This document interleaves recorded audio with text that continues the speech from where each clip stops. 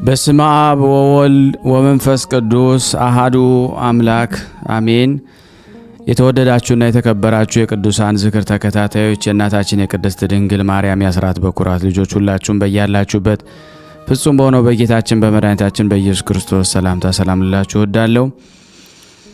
እንኳን ለእናታችን ለንጽሕተ ንጹሐን ለቅድስተ ቅዱሳን ለአምላክ እናት ለድንግል ማርያም የልደቷ ክብረ በዓል በሰላምና በጤና አደረሰን አደረሳችሁ። እንደመታደሉ ነው ደግሞ እኔም ዛሬ የተወለድኩበት ወላዲት አምላክ በተወለደችበት ቀን ነው።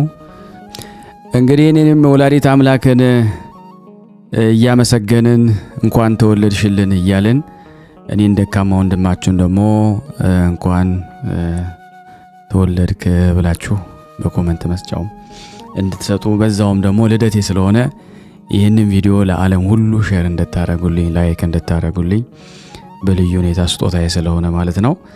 ዛሬ የእናታችን የቅድስት ድንግል ማርያም መልካዋን ብዙ ጊዜ ፈልግ ነበርና አግኝቼው መልካ ልደታ ለማርያምን በስላሴ ስም አነብላችኋለሁ። እግዚአብሔር ለኔ ማንበብን ስልጣን ጸጋ እግዚአብሔር ይስጠኝ። ሰላም ለጽንሰትኪ ከደጋጋ አባቶች አብራክ በሕግ በሆነ ጋብቻ ለመጸነሽሽ ሰላምታ ይገባል። የሰማይ መውጫ የያዕቆብ መሰላል ድንግል ማርያም ሆይ የመጸነስሽንና የመወለድሽን ነገር በአንድነት እናገር ዘንድ በልቤ ምንጭ በጥበብሽ ውሃ ይሙላ። ሰላም ለልደትኪ ከንጉሥ ዳዊትና ከካህን ሌዊ ቤት በተባረከ ቀን ለመወለድሽ ሰላምታ ይገባል። የማክሰኞ እርሻና የኤልያስ ማሰሮ ማርያም ሆይ በወቀሳና በከሰሳ ቀን ሞትና መከራ ወደሌለበት እንደ ስምሽ ጥሪኝ። ሰላም ለዝክረ ስምኪ ስለ ክርስቶስ ስም ከዓለም ለተለየ ጠጉርሽና ለስምሽ መታሰቢያ ሰላምታ ይገባል። ድንግል ማርያም ሆይ የአዳም መርገም በአንቺ ተሽሯልና በልደትሽ መጠን ልክ አዳም ከልጆቹ ሁሉ ጋር ያመሰግኑሻል። ሰላም ለርእስኪ የፍጡር ሁሉ መታደስ በሔዋን ከጠፋ በኋላ የሚደነቅ ፊትሽ እና ለራስሽ ሰላምታ ይገባል። ድንግል ማርያም ሆይ ከልደትሽ ጀምሮ እስከ በኩር ወልድ ልደት ድረስ አብ የምድርን አደራ በተቀበለ ጊዜ እመቤት ሆይ በከባድ መከራ ቀን አድኝን። ሰላም ለቀራንብትኪ በሚገባ ለዓይኖችሽ እና ለቅንድቦችሽ ሰላምታ ይገባል። የአባትሽ የኢያቄም ዘመኑ ካለፈ በኋላ የተወለድሽ የሁሉን አምላክ የወለድሽ ድንግል ማርያም ሆይ በደብረ መዛግብት በረሃ አዳምን እንደተናገረው ያው አብ ቃል አላበለም። ሰላም ለአእዛኒኪ ሰምፒር ከተባለ ዕንቁ ለተለየ እና ለተዋቡ ጉንጮችሽና በቅዱስ ገብርኤል አፍ የምሥራችን ለሰሙ ጆሮችሽ ሰላምታ ይገባል።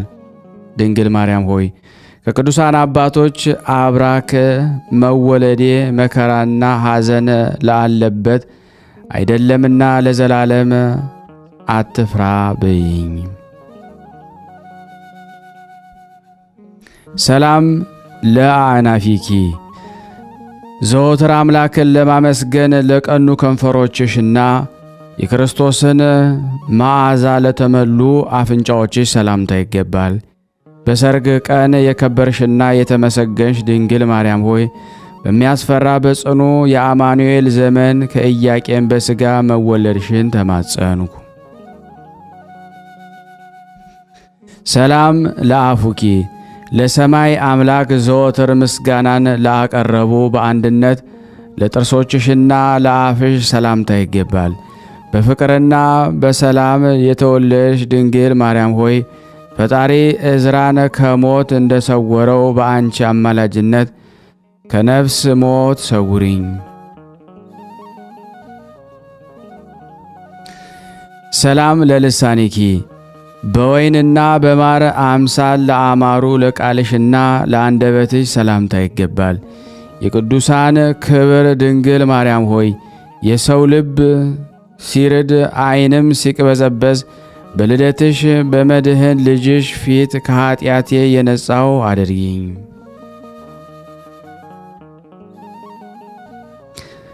ሰላም ለእስትንፋስኪ በግብፅ ጎዳና ድካም ጊዜ ለደረቀ ጉሮሮሽ እና የሽቱ መዓዛ ለሆነ ለእስትንፋስሽ ሰላምታ ይገባል። በድንግልና አምላክን የወለሽ ድንግል ማርያም ሆይ ይህ መውለድሽ ለዓለም ብርሃን ነውና ጥፋትን እንዳላይ የነፍስ አለይታ ሁኚኝ። ሰላም ለከሳዲኪ ባለ መሸሽ የእሳትን ነበልባልን ለተሸከመ ትከሻሽና የብርሬ አንገት ለሚመስል አንገትሽ ሰላምታ ይገባል። ድንግል ማርያም ሆይ በቤተልሔም ውስጥ አምላክን በድንግልና ከወለድሽ በኋላ በአዲስ ከፍታ መሠረትሽ ቢሰማ የአዳምን የሔዋንን ሐዘን ተወገደ።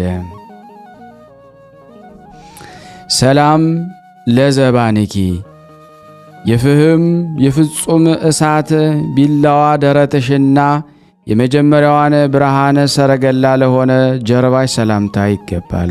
ዓለምን ሁሉ ለማዳን የተወለሽ ድንግል እመቤቴ ማርያም ሆይ ከበዛ የሥጋና የደም ሥጋ ሥራ በአዳም ባሪያሽ ቦታ በጥበብሽ ነፃ አውጪኝ።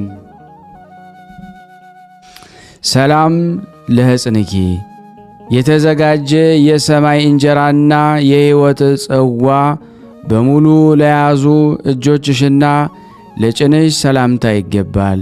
ድንግል ማርያም ሆይ ለአዳምና ለዘሩ ድህነት በመውለድሽ ሙሴን ጌታው ከባሕር እንደወጣው እመቤቴ ማርያም ሆይ ከበደል ጭቃ ጽናትም አውጪኝ።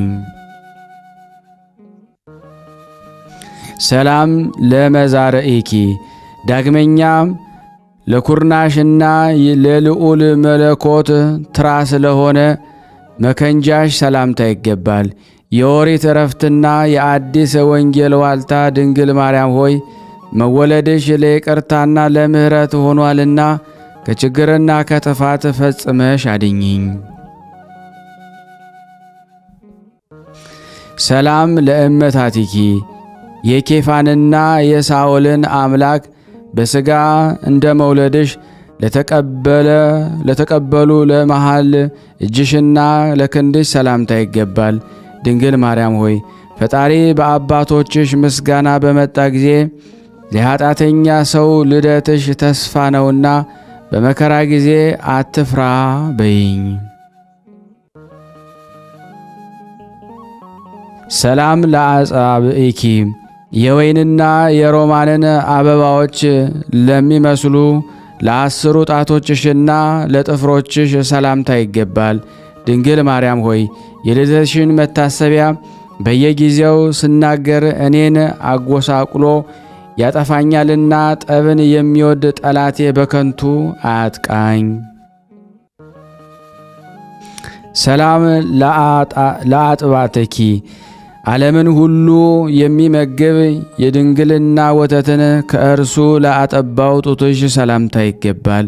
ድንግል ማርያም ሆይ በፈሰሰው የልጅሽ ደም ተማጽኘሻለሁ፣ አትጣይኝ። የጠላት አፍ በእኔ ላይ በተከፈተ ጊዜ ሰይጣንንና ጠላትን በግራ አቁሚልኝ። አሜን። ሰላም ለገቦኪ በልዑል ምስጋና መዓዛ ለጠገበ ሆድሽ እና የወርቅ አመልማሎ ሽልማቱ ለሆኑ ጎንሽ ሰላምታ ይገባል። በመውለድሽም ለመከራ ዘመን መጨረሻ የሆነ ድንግል ማርያም ሆይ የበደል ሰዎች ፈጽመው በበዙም ጊዜ እመቤቴ ሆይ አለሁልህ፣ አትፍራ በይኝ። ሰላም ለልብኪ ለህሊናሽ እና ለኩላሊትሽ መብቀልን መበቀልን ለማያውቅ ለልብሽም ሰላምታ ይገባል። ለምሕረትና ለይቅርታ የተወለድሽ ድንግል ማርያም ሆይ በሥጋና በነፍስ መንገድ ጥፋትን እንዳላይ በረድኤትሽ ጠብቂኝ፣ መጋረድንም ጋርጅን። አሜን። ሰላም ለአማኦቲኪ ወልድ በተሰቀለ ጊዜ ከእምብርት እና ከሆድ ዕቃ በታች እንደ እሳት ለተቃጠለ አንጀትሽ ሰላምታ ይገባል። ከደጋግ ወገኖች የተወለድሽ ድንግል ማርያም ሆይ በአደባባይ እንዳይዘኝ የጠላቴን ምክር በትኙ። ብዙ የሆነ የቤቱን ገንዘብ ለሌላ ስጭበት። አሜን። ሰላም ለማህፀኒኪ ከቅዱስ ገብርኤል ድምፅ የተነሳ ቃልን በሥጋ በወለድሽ ጊዜ ለድንግልናሽና ለማኅፀንሽ ሰላምታ ይገባል። ድንግል ማርያም ሆይ የስምሽን መታሰቢያና የልደትሽን ኃይል እየጠራው ከቅዱሳን አባቶች ጋር ዕድል ትሰጪኝ ዘንድ መስቀልን በተሸከመ ልጅሽ እማጸናለሁ። ሰላም ለሐቆኪ ለጥቂት ጊዜም ቢሆን በወርቅ ምዝምዝ ማጌጥን ላልወደደ የሁለት ጭኖች ጣሪያ ለሆነ ወገብሽ ሰላምታ ይገባል። ድንግል ማርያም ሆይ ለነገሩ ሌላ ነውና ሕይወቱም ልዩ ነውና በልደትሽና በልጅሽ ሞት ጊዜ በዚህ በባሪያሽ ራስ ላይ ጥላሽን ጣይበት።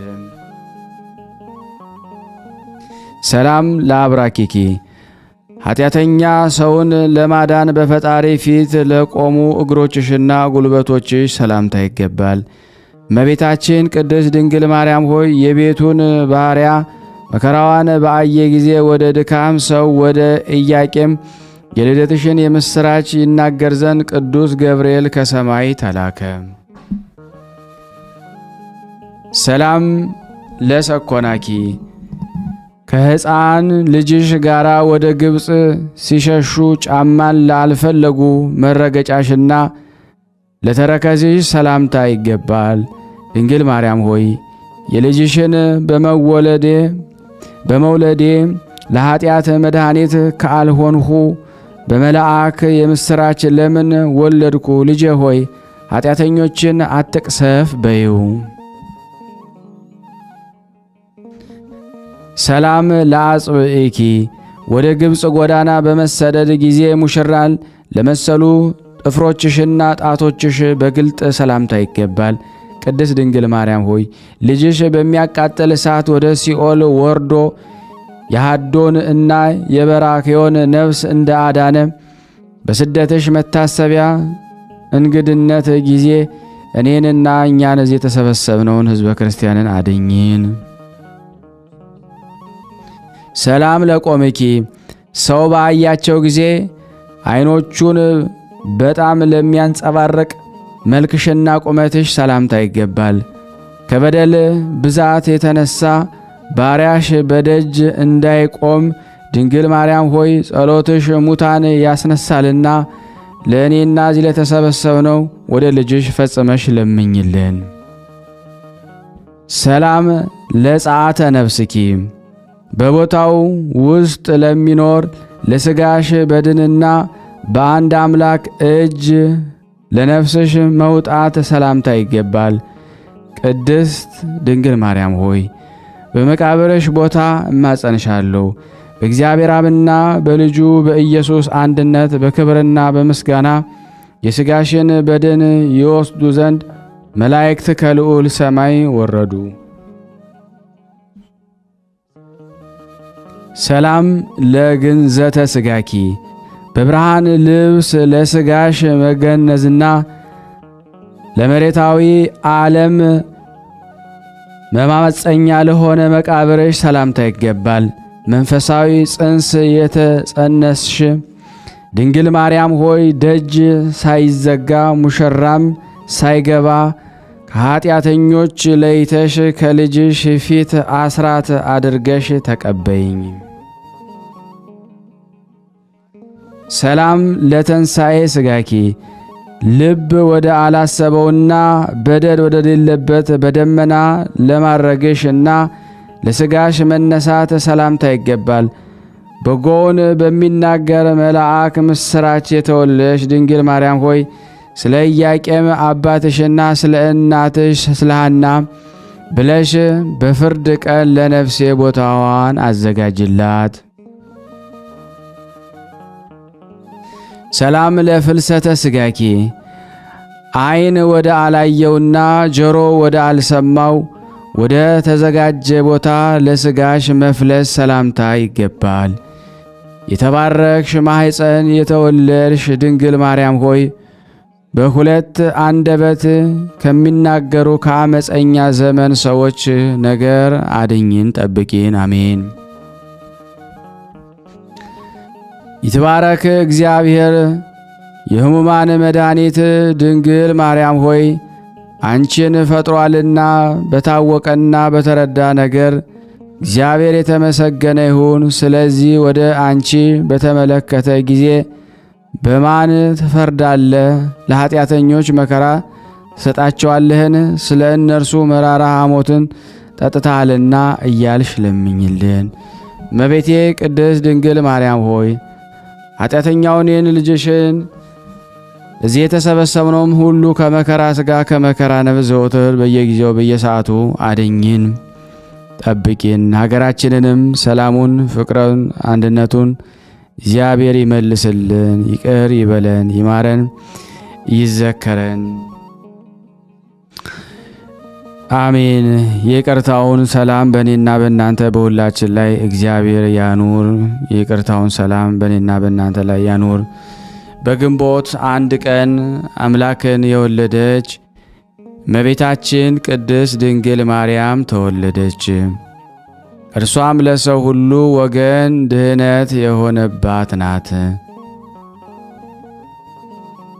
ከወንዶች ወገን የከበረ አባቷም ስሙ ኢያቄም፣ ከሴቶች ወገን የከበረች ሚስቱ ሐና ይባላሉ። ሁለቱም ልጅ በማጣት ሲያዝኑ ኖሩ። በዚያ ወራት የመካኖች መብዓ ካህናቱ አይቀበሉም ነበርና እነርሱም ከሰው የሚደርስባቸውን ሽሙጥና ሐዘናቸውን ያረቅላቸው ዘንድ በቀንና በሌሊት ወደ እግዚአብሔር ፈጽሞ ይማልዱ ነበረ። ሰውን የሚወድ እግዚአብሔር ከዘራቸውም ለዓለም ሁሉ መድኃኒት ይሆን ዘንድ መልካም የሆነ ሐሳባቸውን ተመለከተ።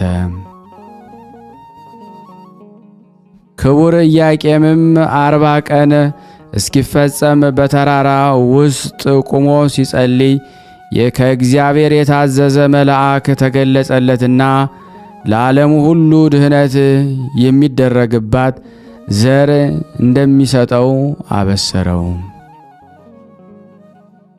በፍጹም ልብ አምኖ ከተራራውም ወረደ።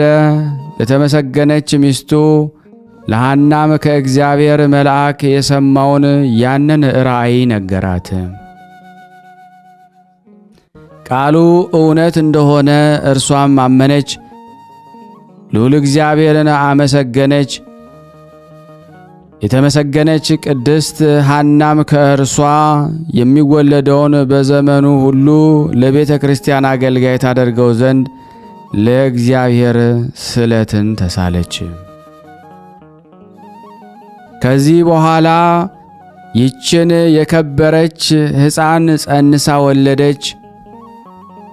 ስሟንም ማርያም ብላ ሰየመቻት። ትርጓሜውም እመቤት ማለት ነው። ደግሞም ሀብትና ስጦታ ማለት ነው የሚል የስም ትርጓሜም አለው።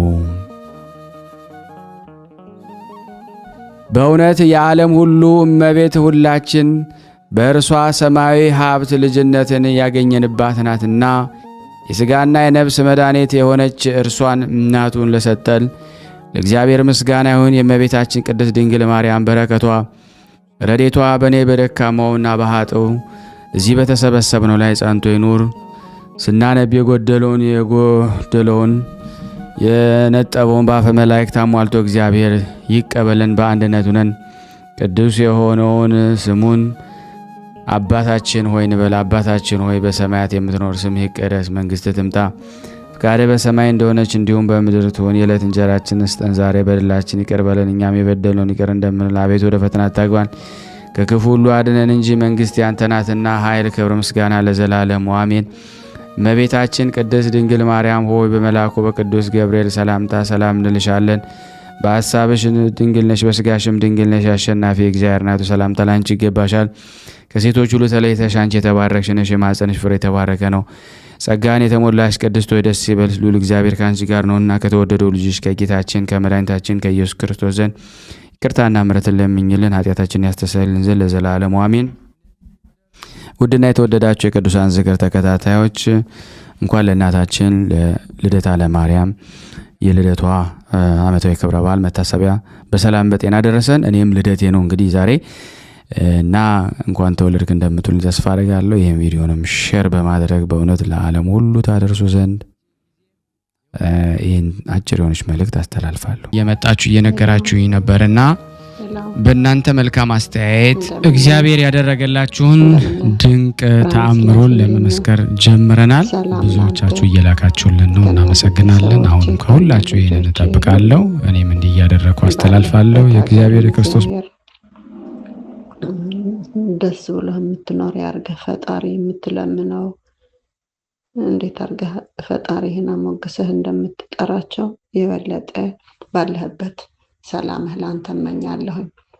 አጸደ ማርያም እባላለሁኝ እና እኔ ዝክረ ቅዱሳን መከታተል ከጀመርኩኝ አሁን ወደ 1 ዓመት ላደርግ ነው ማለት ገና ነው ዓመት የማልሞላው። ግን እኔ ታላቅ እህቴ ናት ያሳለፈችልኝ። ካሁን በፊትም ድምፅ ለቅቄልሃለሁ ግን አላቀረብክልኝም። አሁን ታቀርብልኛለህ ሁሉንም።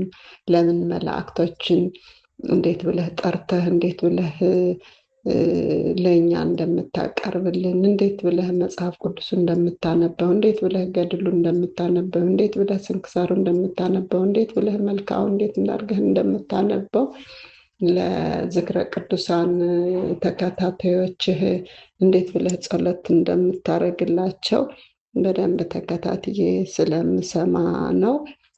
እና እኔ ባለፈው ጊዜም ምስክርነቴን ሰጥቼ አሳልፌያለሁ።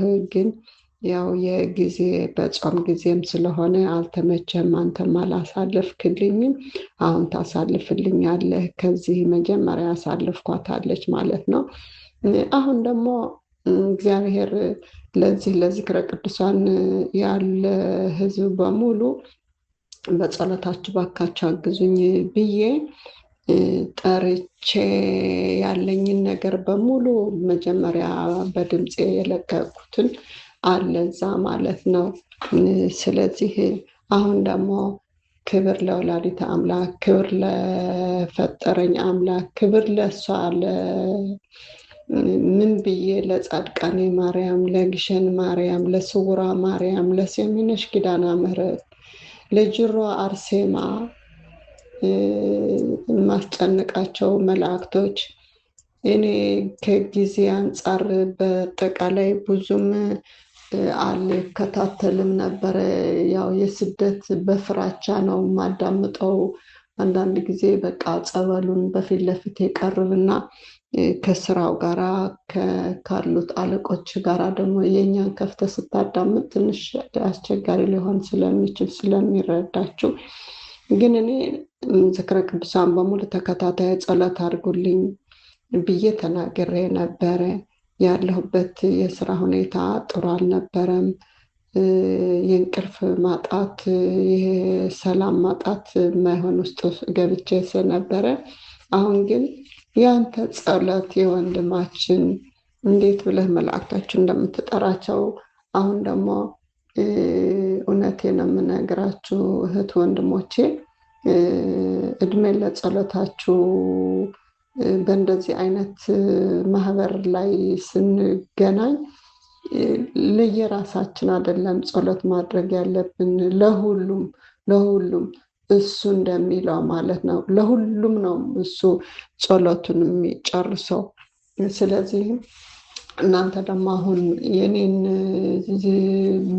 ችግር ባታዳምጡት በድምፄ ያሳለፍኩት ምስክርነቴም ግን ተሳካልኝ። አሁን ደግሞ ተሳካልኝ። እውነቴን የምነግራችሁ አንተ የሰማይ የምድር ጌታ እያልኩ ጠዋት ተነስቼ በቃ ለአምላክ ያስጨንቀው ነበር ገላግለኝ እያልኩት ነበረ። ግን አሁን ተሳክቶልኝ ደግሞ ከዛ በጣም መጥፎ ስራ ከሚሰራው ነበርኩ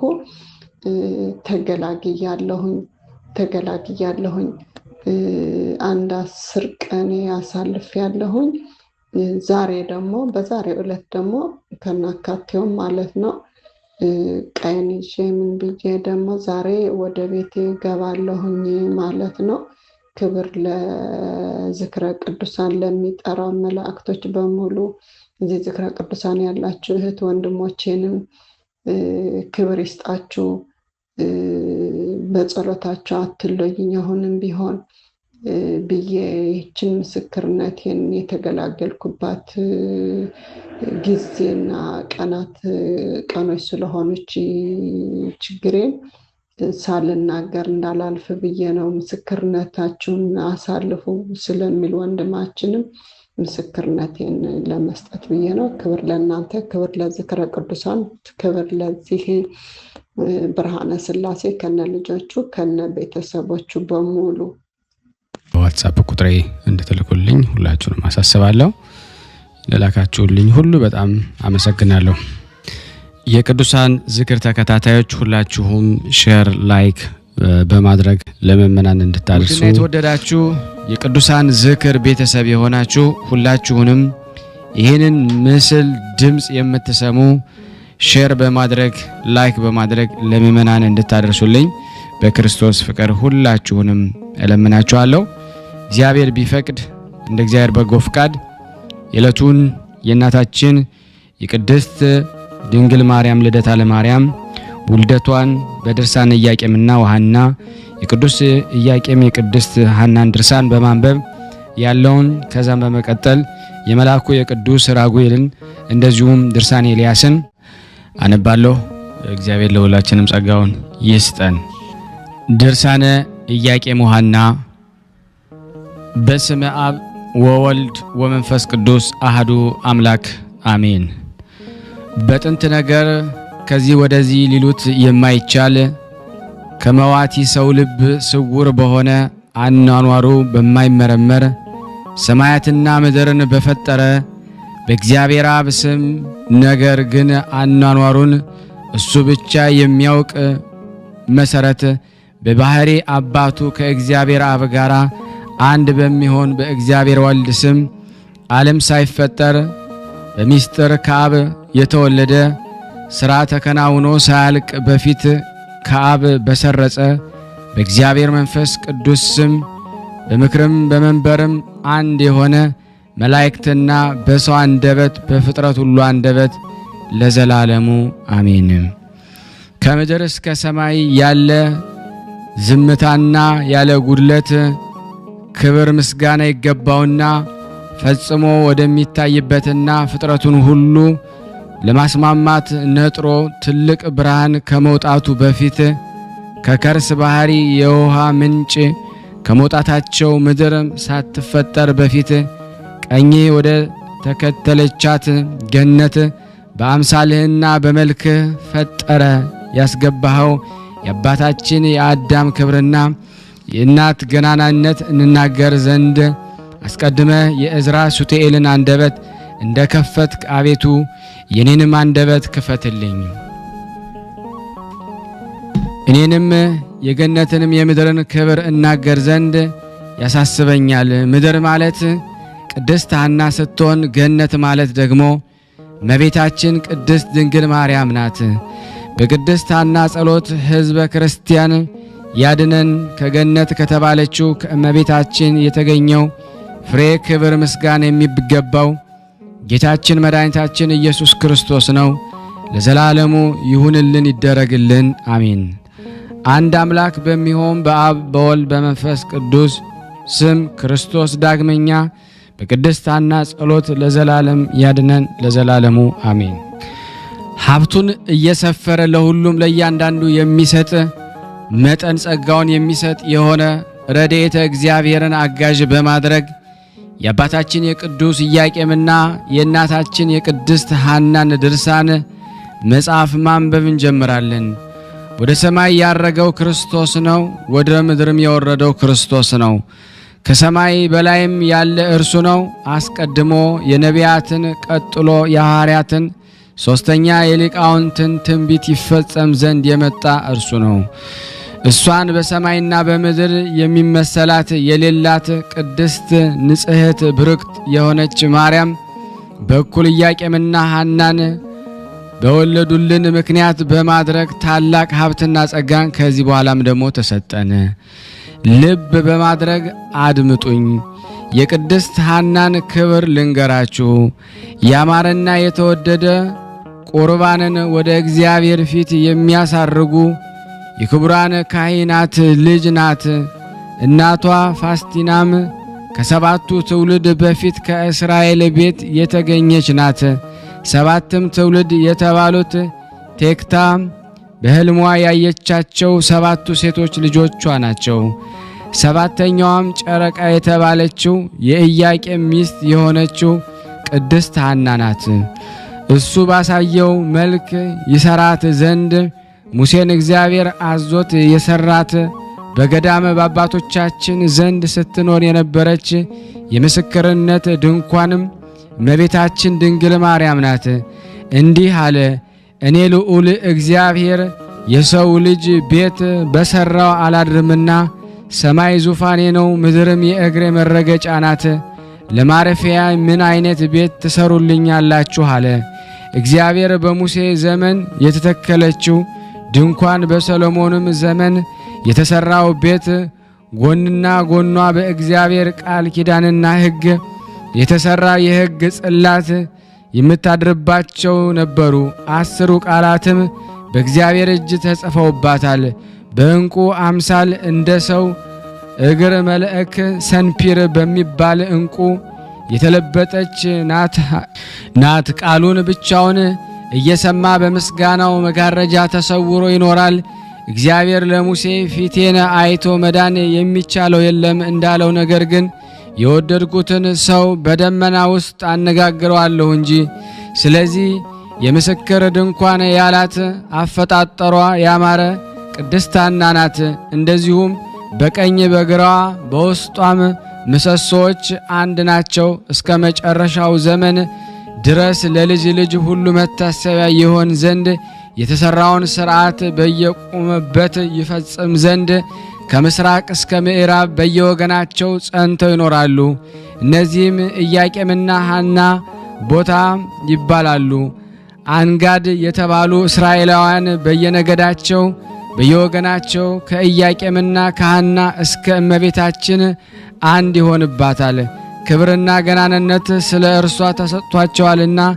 እንዲሁም ደግሞ እስራኤላውያንን ሁሉ በየወገናቸው በየነገዳቸው በድንኳኑ አዳራሽ ልክ ደሙ ለኃጢአት ማስተሰሪያ በየጠርዙ በየበሩ ላይ ደግሞ ይረጩ ዘንድ ላምን ባረዱ ጊዜ ሰብንም ባጤሱ ጊዜ ሙሴና አሮን በዚሁ ሥርዓት የሕዝቡን ኃጢአት ለማስተሰረይ በየዓመቱ ወደ ደብተራ ኦሪት ይገባሉ። ሐና ሆይ ደግሞ ክብር ምስጋና ይገባሻል። ወንድ ወይም ሴት ልጅ ስለሌለሽ በማዘንሽና ደግሞ በማልቀስሽ ዓለም ሁሉ ደግሞ ያደንቅሻል። በሥጋ ልጅሽ የሆነ ኢየሱስ ክርስቶስ ዓለምን ሁሉ ሲያስደስት ይኖራል። ምራሳ የተባለውን ደግሞ የጦሊቅን ደግሞ ልጅ በቤተ ዶይቅ በሞተ ጊዜ ብታለቅሽለትም ደግሞ እሱ ጻድቅ የአባትሽ ወንድም ነውና ማልቀስም ወንድ ወይም ሴት ልጅ ደግሞ ስለሌለሽ አባቴ ሆይ ይህ የአንተ ሞት ደግሞ ለእኔ በሆነልኝ ብለሽ ነው። በዚያን ጊዜ ያም የሞት ሰው ደግሞ ተነስቶ ለምን ታለቅሻለሽ አለሽ። ፀሐይ ተወልጅ ዘንድ አለሽና ፀሐይዋም የተባለች የፀሐይ ጽድቅ ኢየሱስ ክርስቶስ እናት እመቤታችን ቅድስት ድንግል ማርያም ናት። ይህን ሁሉ የሰማሁኝ ከሰማያን መላእክትና ከቀደሙት መጻሕፍት ነው። ሐና ሆይ ስለዚህ ደስ ይበልሽ፣ ዓለሙ ሁሉ ስለ አንቺ ደስ ብሎታልና። እኛም ይህንን ሰምተን ዓለምን ሁሉ የምታድን እመቤታችን ማርያምን ስለ መውለድሽ ደስ ይለናል። ይህችም ብጽዕት ሐና እግዚአብሔርን ከመፍራቷ የተነሳ በየወገናቸው ፍጥረቱ ሁሉ ያመሰግኗታል። ኢያቄምንም በየብሩ ደግሞ ያመሰግኗታል። በዘመኗ ሁሉ ኃይለኛ ለቅሶን ደግሞ ልብስ አድርጋ ስትኖር በኋለኛው ዘመን እግዚአብሔር አስደስቷታልና የስንፍና እህልን ደግሞ አልበላችም። ጥበብን ለመናገር አንደበቷን ከፈተች እንጂ ለአንደበቷም ልክ መጠንን አበጀች እንጂ።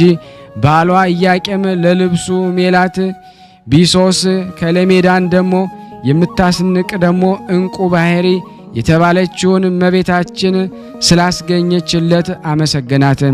ዳግመኛም በቤቷ ውስጥ ተቀምጠው የሚኖሩ ችግረኞች ባየች ጊዜ ለችግረኞች እጇን ዘረጋች። ለባሏ ለኢያቄም ያማረች የክብር ዘውድ ናት። 7 የሚሆኑ የሥርዓት ምሰሶችን አቆመች። ፍሪዳውንም አረደች። ያማረ ማዕድንም አዘጋጀች። ብርክት ሐናም ባሮቿን ላከች። ያዘጋጀሁላችሁን ማዕድ ትበሉ ዘንድ ኑ አለች። ይህን ማዕድ የማይረባ የማይጠቅም ምድራዊ ማዕድ አይምሰላችሁ፣ ሊነግሩት የማይቻል የቅዳሴ ማዕድ ነው። የሕይወትና የደስታ መጠጥ የሆነ ይህንንም መጠጥ ኑ ጠጡ አለች። በጠጡት ጊዜ ለጉሮሮ የሚመር መጠጥ አይምሰላችሁ፣ ይህ የሕይወት መጠጥ ለዘላለም ጸንቶ ይኖራል እንጂ ለልጅ ልጅ ሳይጠፋ ሳይነጥብ ይኖራል። ይህ የሰለሞን ትንቢት በሐና ዘንድ ተፈጸመ። ጌታችን መድኃኒታችን ኢየሱስ ክርስቶስ በመንግሥተ ወንጌል ጥሩ ተክል ጥሩ ፍሬን ያፈራል፣ በፍሬውም ደግሞ ይታወቃል። በፍሬውም ካልሆነ ክፉ ደግ ተክል በምን ይለያል ብሎ እንደተናገረው ሁሉ ሐና የተመረጠች የተወደደች ተክል ናት። ለጥሩ ተክልስ ደግሞ ከደረቅና ካረጀ በኋላ ተስፋ አለው።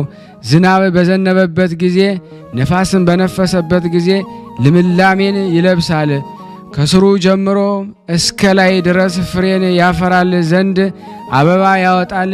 በግንዱም ጫፍ ላይ ደግሞ 30 60 መቶም የሚያፈራ አለ።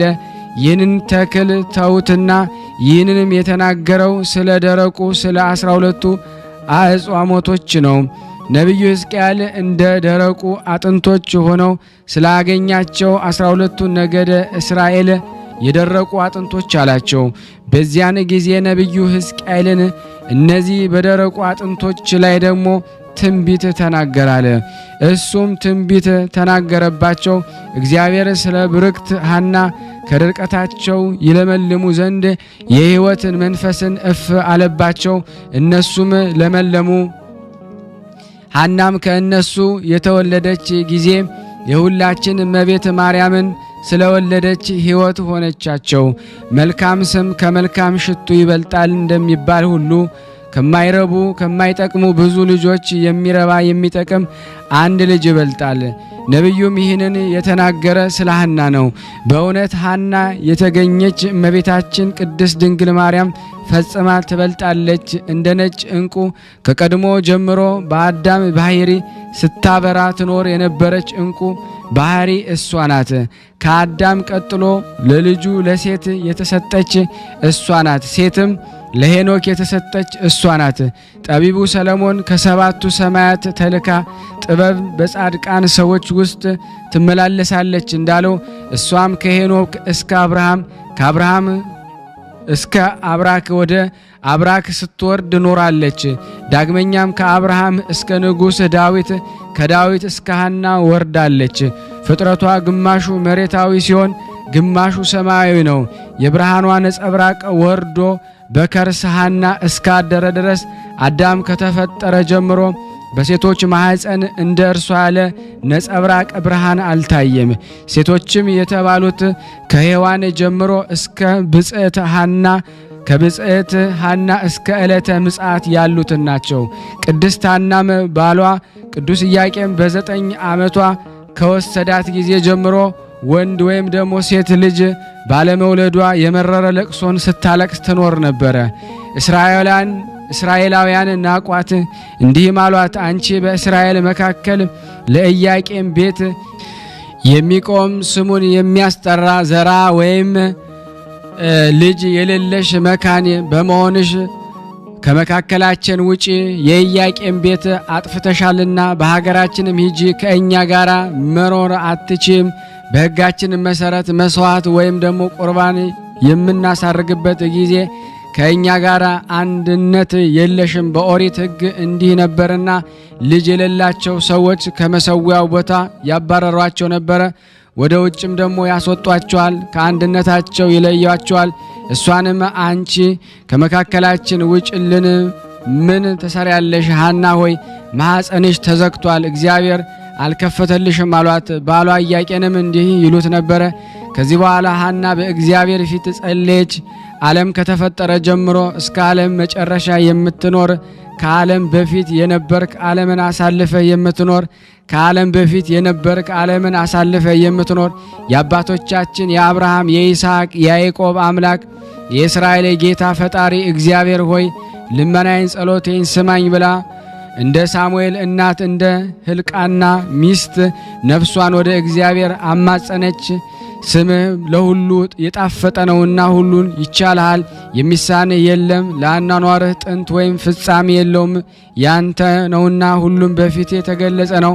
አንተ ትገላለህ፣ ታድናለህ፣ አንተ ትገዛለህ፣ አንተ ትከፍታለህና ማኅፀኔን ክፈትልኝ። አንተ ባዘዝከው መሰረት ያማረ የተወደደ መስዋዕት እጅ መንሻ አድርጌ ሰጥህም ዘንድ አንተን ደስ የሚያሰኝ ያማረ የተወደደ ፍሬን ስጠኝ። ጸሎቴን ሰምተህ ልመናዬን ተቀብለ የለመንኩን ካልፈጸምክልኝ ያማረ የተወደደ ዘር ካልሰጠኸኝ አባቶቼ ለዘላለም ወደሚኖሩበት የሞት ሀገር እኔንም ውሰደኝ። እኔ አኗኗሬም የከፋ የልብ ሐዘንተኛ ስሆን በምድር ላይ ደግሞ መኖርን ደግሞ ለምን እመኛለሁ? የእስራኤል ሴቶች ልጆችንም በደስታ ተሸክመው እኔን ይዘባበቱብኛል፣ ልጅ ባለመውለዴም ይስቁብኛል። እኔንም ባዩኝ ጊዜ ራሳቸውን ይነቀንቃሉ። አቤቱ ጌታዬ ፈጣሪ ሆይ ደግሞ የተናገርኩኝ የተሳልኩኝ ደግሞ የእኔን የገረድህን ስቃይ እይ ተመልከት ብላ ደግሞ በእስራኤል ሴቶች መካከል ሐና ልመናን አበዛች። ባሏ ኢያቄም ዓይኖቿ ወደ ምድር ደግሞ ሲመለከቱ ሕሊናውን ግን ወደ ሰማይ አንቅቶ ሳይናገሩ ሁሉን የምታውቅ አቤቱ የእስራኤል አምላክ ጌታ እግዚአብሔር ሆይ ለምን በጠላቶች መሳቂያ መዘባበቻ አደረከኝ? የልቤን ሕመም የሰውነቴንም ጭንቀት እንድትመለከት ዓለምን ካለመኖር ወደ መኖር አምጥተ የፈጠርክ አንተ ነህና ፀሐይና ጨረቃንም የምታፈራርቅ አንተ ነህ ብሎ ጸልየ። ስለዚህም ልመናዬን ዘወትር ስማኝ፣ የልቤንም ጭንቀት ደሞ አቅልልኝ። የጥበብና የአእምሮ መንፈስ ያለው ወደ አንተ መስዋዕት አርጌ የማቀርበው ልጅ ስጠኝ። በእግዚአብሔር ሁሉ ዘንድ የተናቅኩኝ ታደርገኝ። አንተ ብዙን ትንሹን ብዙ ማድረግ ትችላለህና። ከዚህም በኋላ ጸሎታቸውን በጨረሱ ጊዜ እግዚአብሔር የሐናን ሐዘን አየ።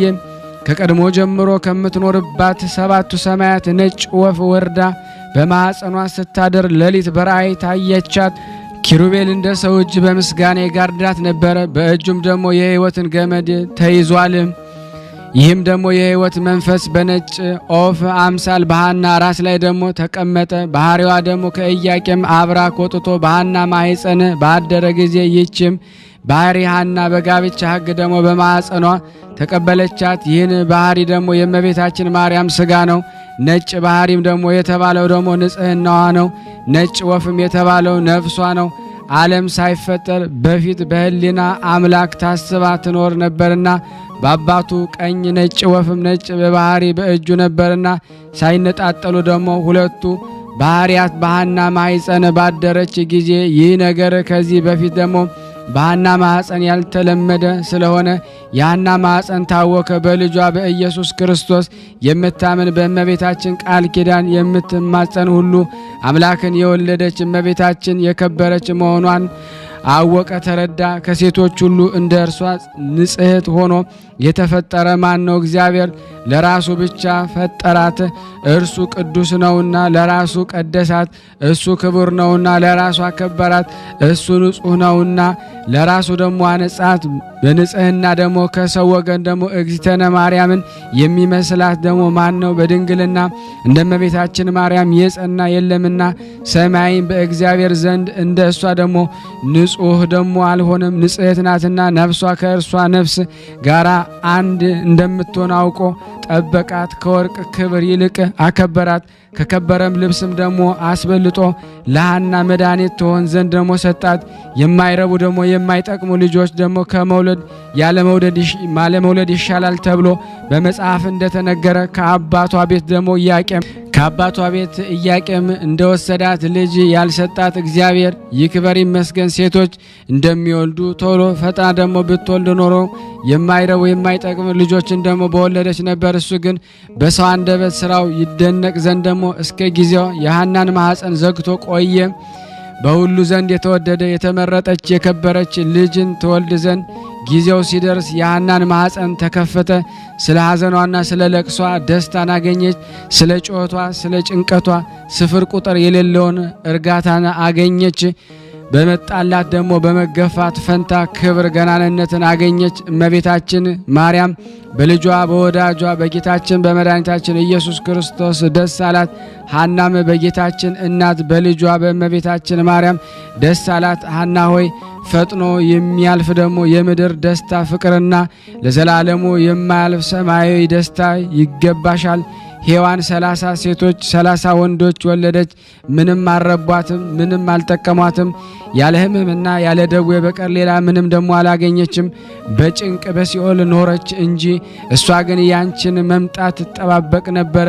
በልጅሽ ልጅ ደግሞ ትንሣኤን ባገኘች ጊዜ ትሰግድልሻለች። ብጽዕት ሐና ሆይ ደግሞ በምስጋናሽ ክብር ምንኛ ይበዛል። ከአንቺ በፊት ከአንቺ በኋላ የነበሩ ሴቶች እንዳንቺ ባለሟልነትን አላገኙም። ሄኖክን የወለደችው የያሬድ ሚስት ባርካስ ስንኳ ጤና አላገኘችም፣ ሞትንም ደግሞ አላመለጠችም። አጥንቶቿም በሲኦል ውስጥ ደግሞ ተዘሩ እንጂ እሱ ግን ደግሞ ከሞት እጅ ደግሞ አመለጠ። በነፍስም ደግሞ ተጭኖ ደግሞ በነፋስም ተጭኖ ወደ ሕይወት ሀገር ገባ። እሱ እስከ ዛሬ በሕይወት ደግሞ አለ። ለምን ለእናቱ በጎ ነገርን አላደረገላትም? እሱ ለዘላለም በደስታ ቦታ ደግሞ ይኖራል። እሱ ግን ደግሞ በመከራ ቦታ እስከ ዛሬም ደግሞ በጭንቅ ትኖራለች። ሐና ግን አንዲት ልጅ በወለደች ጊዜ ደግሞ ከዚህ በኋላ ደግሞ ዳግመኛ ሞትን አላየችም። ስጋዋ ደግሞ የመለኮት ስጋ ስለሆነ ኖኅን ደግሞ ከወለደችው ከሃይከል አንቺ ትበልጫለሽ። እሱ ከንፈር ውሃ ደግሞ ድኗልና ከንፈር ውሃ ድኗልና ብቻዋንም ደግሞ ቀርቷልና የጽድቅ ተክል ሆኖ ደግሞ ለዘላለም ይኖራልና ይልቁንም ለዘላለም ለእርሱና ደግሞ ለዘርኡ ቃል ኪዳን ሆኖ የሚኖረውን ደግሞ የግዝረትን ደግሞ ስርዓት ደግሞ ከፈጸመ ከአብርሃም እናትና ከሄራና ደግሞ አንቺ ትከብሪያለሽ። ብጽዕት ሐና ሆይ ደግሞ ሳራ እና ደግሞ ርብቃ ከእግርሽ ደግሞ ጥፍሮች ደግሞ እንደ አንዲቷ እንኳ ደግሞ አይሆኑም። አንቺ የሕይወት እናት ነሽና ሕይወት ደግሞ የተባለች ደግሞ እመቤታችን ማርያም ናት። ሰማይን ምድርን ስለ እርሷ ደስ ይላቸዋል፣ እግዚአብሔር ለእሷ ሰው ሆኗልና። ብጽዕት ሐና ሆይ ደግሞ ግፍሽ እንደ ሰማይ የራቀ ሆነ፣ እንደ ደመና ምድርን ደግሞ ጋረደ። በግፍሽ መጠን ወሰን የሌለውን ደስታን አገኘሽ። ይህንን ደስታ ደግሞ ያገኘስ ድንቅ ስራውን ደግሞ ፍጹም ቸርነቱን ከሆነ ደግሞ ከእግዚአብሔር ለልጅሽ ስለ ድንግል ማርያም ነው። እግዚአብሔር አስቀድሞ ሰውን ይመረምራል፣ ወርቅና ብርን በእሳት እንዲፈትኑት ደግሞ ወዳጆቹን ይፈትናል። ወዳጆቹንም የሚፈትናቸው ደግሞ በሕመም በችግር ነው። ሐናን ከዘመዶቿ ከእስራኤል ግፍን በትዕግስት ትቀበል ዘንድ ልጅ በመከልከለ አስቀድሞ ፈተናት። የሐሳቧን ትዕግስት ታውቋልና በብዙ ሐዘን ለቅሶ ጥሩ ዕድልን አደላት። ይህንን የሚቀማት የለም። ነቢያት በብዙ ጾምና ድካም ወደ መንግሥተ ሰማያት እንገባለን እንዳሉ ሐናም ይህንን የነቢያትን ትንቢት ትፈጽም ዘንድ በየዕለቱ የሚደርስባትን ችግርና መከራ ታግሳ ስትቀበል ኖረች። ስለዚህ መንግሥተ ሰማያትን ወረሰች። መንግሥተ ሰማያት የተባለው የልጅ ልጇ ጌታን መድኃኒታችን ኢየሱስ ክርስቶስ ነው። ብዙዎች ለሐና የተሰጠውን ክብርና ገናንነት ያገኙ ዘንድ ልጆቻቸውን በልጇ ስም ደግሞ ይሰይማሉ። ቀድሞ ዮካብድ የምትባል ሴት ልጅን የማይገባትም ማርያም አለቻት። ስለዚህ ታመመች፣ በለምጽም ደግሞ ተያዘች። ከከተማው ወደ ውጭ ተሰደደች። ኦሪት ግን ሙሴን በአማቸው ጊዜ ደግሞ በለምጽ ተያዘች ትላለች። እኔ ግን ደግሞ ጌታዬ ለእናቱ ደግሞ ስም ቀንቶ ደግሞ በእናቱ ስም እንዳትጠራ ደዌ አሳደረባት እላለሁኝ። ብዙዎች ሴቶች በሐና ልጅ ስም ደግሞ ስለተጠሩ ጤና አላገኙም። በእሷ ስም ከተጠሩ መካከል ጋኔን የያዛቸው አሉ፣ በዝሙትም የወደቁ አሉ። ይህን ሁሉ እግዚአብሔር ለእናቱ ስም ደግሞ ቀንቶ አደረገ። እግዚአብሔር ከቀድሞ ዘመን ጀምሮ የእናቱን ስም ለሌሎች ሴቶች ደግሞ እንዲሰጥ አልፈለገም። እግዚአብሔር እንደኔ ያለ ነቢይን ከወንድሞቻችሁ መካከል ያስነሳላችኋል ብሎ ሙሴ ለእስራኤል ልጆች ደግሞ የነገራቸውን ስሙ። የዛም ነቢይ ስም ደግሞ እግዚአብሔር ይባላል።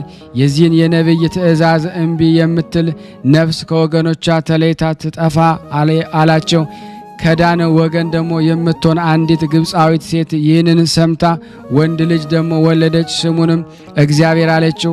የእስራኤል ልጆችም ይህን ሰምተው ስለ እርሷ አንጎራጎሮ። ያንንም ልጅ ወደ ሙሴ አመጡት፣ ወደ አደባባይም አወጡት። ሙሴ ጫማውን ከእግሩ አውጥቶ በእግዚአብሔር ፊት ጸለየ፣ እንዲህም አለ። ስሙ እግዚአብሔር የተባለውን ነቢይ በዘመኔ ላከውን ወይም ይህ ልጅ ሌላ ነውን? ይህንን ነገር እምለምንህ ለስሜ ቀንቼ ነውና ይህን ልጅ ደግሞ በፊት እንዴት እንደማደርገው ንገረኝ። በዚያን ጊዜ እግዚአብሔር ሙሴን አነጋገረው፣ እንዲህም አለው። ይህ ልጅ እኔ አይደለሁም፣ ነገር ግን ደግሞ ከአያቱ ከቅድመ አያቱ ሰይጣን የተቆራኘው የአስቆሮታዊ የዳን ወገን ነው እንጂ። ነገር ግን የእግዚአብሔር ስም የረከሰ ሁሉ የሞት ሞትን ይሙት። ያንንም ልጅ ከከተማ ውጭ አውጥተው በድንጋይ ወገሩት፣ በክፉ አሟሟትም ሞተ። እኔም የኢያቄምና የሐና ልጅን የአምላካችንን የአማኑኤልን እናት የድንግል ማርያም ስም ያረከሰ ሁሉ የሞት ሞትን ይሙት፣ በሥጋውም በነፍሱም ጤና አያገኝ ለዘላለም አሜን። ይህን ይደረግ። የቅድስት ኢያቄምና የቅድስት ሐና የእመቤታችን የቅድስት ድንግል ማርያም ልመናዋ በእኔና በእናንተ በሁላችን በሕዝበ ክርስቲያን ላይ ጸንቶ በእውነት ለዘላለሙ ይኖር አሜን። ያቀረብነው ጸሎታችን ልመናችን እግዚአብሔር ይቀበል፣ እንደ ቸርነቱ ነው እንጂ እንደኛ ኃጢአት ብዛት አይሁን። ለሀገራችንም ሰላሙን፣ ፍቅሩን፣ አንድነቱን እግዚአብሔር ይላክልን። ሁላችንም በያለንበት እግዚአብሔር ይጠብቀን። ፍቅሩን፣ ሰላሙን፣ አንድነቱን ይላክልን። ከቅዱሳኑ በረከት ያሳደርብን ዘንድ በአንድነት አባታችን ሆይ እንበል። አባታችን ሆይ በሰማያት የምትኖር ስምህ ይቀደስ፣ መንግስትህ ትምጣ፣ ፈቃድህ በሰማይ እንደሆነች እንዲሁም በምድር ትሁን። የዕለት እንጀራችንን ስጠን ዛሬ፣ በደላችንን ይቅር በለን እኛም የበደልነውን ይቅር እንደምንል። አቤቱ ወደ ፈተና አታግባን ከክፉ ሁሉ አድነን እንጂ መንግስት ያንተ ናትና፣ ኃይል፣ ክብር፣ ምስጋና ለዘላለሙ አሜን። እመቤታችን ቅድስት ድንግል ማርያም ሆይ በመልአኩ በቅዱስ ገብርኤል ሰላምታ ሰላም እንልሻለን። በሐሳብሽ ድንግል ነሽ፣ በስጋሽም ድንግል ነሽ። አሸናፊ እግዚአብሔር እናት ሆይ ሰላምታ ላንቺ ይገባሻል። ከሴቶች ሁሉ ተለይተሽ አንቺ የተባረክሽ ነሽ፣ የማኅፀንሽ ፍሬ የተባረከ ነው። ጸጋን የተሞላሽ ቅድስት ሆይ ደስ ይበልሽ፣ ልዑል እግዚአብሔር ካንቺ ጋር ነውና ከተወደደው ልጅሽ ከጌታችን ከመድኃኒታችን ከኢየሱስ ክርስቶስ ዘንድ ይቅርታንና ምሕረትን ለምኝልን ኃጢአታችንን ያስተሰርይልን ዘንድ ለዘላለሙ አሜን አሜን። የአምላካችን ስም የተመሰገነ ይሁን። አነሳስቶ ላስጀመረን አስጀምሮ ላስፈጸመን ለልዑል እግዚአብሔር ክብር ምስጋና ይድረሰው። የተወደዳችሁና የተከበራችሁ የቅዱሳን ዝክር ቤተሰብ የሆናችሁ ሁላችሁም ይህን ፕሮግራም የምትከታተሉ በቅዱስ እግዚአብሔር ስም ጠይቃችኋለሁ። ላይክ በማድረግ ሼር በማድረግ የእናታችን የልደታ ለማርያምን ይህንን ጸበል ጸዲቅ ለዓለም ላሉት ተዋሕዶ በሙሉ ታደርሱልን ዘንድ በልደታ ለማርያም ሁላችሁንም እጠይቃችኋለሁ። ከዚህ በመቀጠል የድርሳነ ራጉኤልን በስላሴ ስም አነባለሁ። እግዚአብሔር ለኔ ማንበብን ስልጣን ይስጠኝ። አንድ አምላክ በሚሆን በአብ በወልድ በመንፈስ ቅዱስ ስም አምነን በዓሉ በሚከበርበት በሐምሌ 1 ቀን የሚነበብ የሊቀ መላእክት የራጉኤል ድርሳን ይህ ነው። ጸሎቱ በረከቱ ለዘላለሙ በእውነት በሁላችን ላይ አድሮብን ይኖር አርምሞ ጽርዓት በሌለበት በፍጹም ምስጋና ልዑል እግዚአብሔርን ከሚያመሰግኑ ከኪሩቤልና ከሱራፌል ከሌሎቹም ሊቃነ መላእክት ከሚካኤልና ከገብርኤል ከሩፋኤልና ከፋኑኤል ከአፍኒን ጋራ በልዑል ዙፋን ዙሪያ ቆመው ሲያመሰግኑ ሄኖክ ያየው ይህ የመላእክት አለቃ ራጉኤል ነው። በምድር ላይ ገዥ ሆነው ሳለ በእውነት በማይፈርዱ ዳኞችና ነገስታት በታላቁ የፍርድ ዕለት የሚቀበላቸውና የሚፈርዳቸው ከፍርድ በኋላም ወደ ገሃነም እሳት የወረውራቸው ዘንድ ስልጣን የተሰጠው የመላእክት አለቃ ይህ ራጉኤል ነው። ራሱ ሄኖክ እንደተናገረው እንዲህ ሲል መለሰ ብዬ ወደ ሌላ ቦታ ስመለከት ሰፊና ጥልቅ የሆነ ቦታ አየው። በዚያም እሳት ይነድ ነበረ። ከዚህ ነገስታቱም ኃያላኑን አምጥተው በዚያ ጥልቅ ቦታ ጣሏቸው። በዚያም ቦታ ለመቅሰፍት በተዘጋጁ ስፍራ ቁጥር የሌላቸው በብረት ማሰሪያ ሲያስሯቸው ዓይኖች ተመለከቱ። በዚያም ጊዜ ከኔ ጋር የነበረውን ፍቅር አንድነት ያለውን መልአኩ ራጉኤል እንደዚህ የዙሃዎች ማሰሪያዎችን ለማያዘጋጁ ስል ጠየኩት። መልአኩ ራጉኤልም የአዛዚኤል ሰራዊት ወገን የሆኑ ሁሉ ታስረው በገሃነም ይጣሉ ዘንድ ለነሱ ያዘጋጃሉ። እግዚአብሔር እንዳዘዘ በላያቸው ቋጥኝ ድንጋይ ይጭንባቸዋል፣ ይገጥምባቸዋል። እኒህ የመላእክት አለቆች ሚካኤልና ገብርኤል፣ ሩፋኤልና ፋኑኤል አፍኒንም ታላቅ የሆነች በዚያም ዕለት በገሃነም ገፍትረው ይጥሏቸዋል፣ ጸንተው ይቆልፉባቸዋል አለኝ ሲል ሄኖክ ተናገረ። የተወደዳችሁ ወንድሞች እንግዲህ የመላእክት አለቃ ራጉኤል ምስጢራትን በገለጸለት ጊዜ በሄኖክ ቃል የተነገረውም ሰምታችኋል። አመፀኞች የሰይጣን መልእክተኞች ስለሆኑ በዚህ ዓለም የሚኖሩትን ሰዎች ስለበደሏቸውና ስላሳቷቸው በኃጢአታቸው እግዚአብሔር በእነሱ በቀልን ይመልስ ዘንድ በዚያች በታላቂቱ ዕለት መላእክት እሳት የሚነድበት ወደ ገሃነም ይጥሏቸዋልና። ስለዚህ የፍጥረት ሁሉ ፈጣሪ የሚሆን ልዑል እግዚአብሔር ከማመስገን የማያረፍ የማያንቀላፋ የትጉሃን መላእክት መታሰቢያ በዓላቸው ጸሎት በመጸለይ ለነዳያኖች ለችግረኞች ምጽዋትን መስጠት መስዋዕትን በማቅረብ ማክበር ይገባናል። እኒህ መላእክት ለሰው ልጆች ፍጥረት ሁሉ ያለምንም እረፍት መሐሪና ይቅር ባይ ከሚሆን እግዚአብሔር ዘንድ ምሕረትን ቸርነት ይለምኑልናል።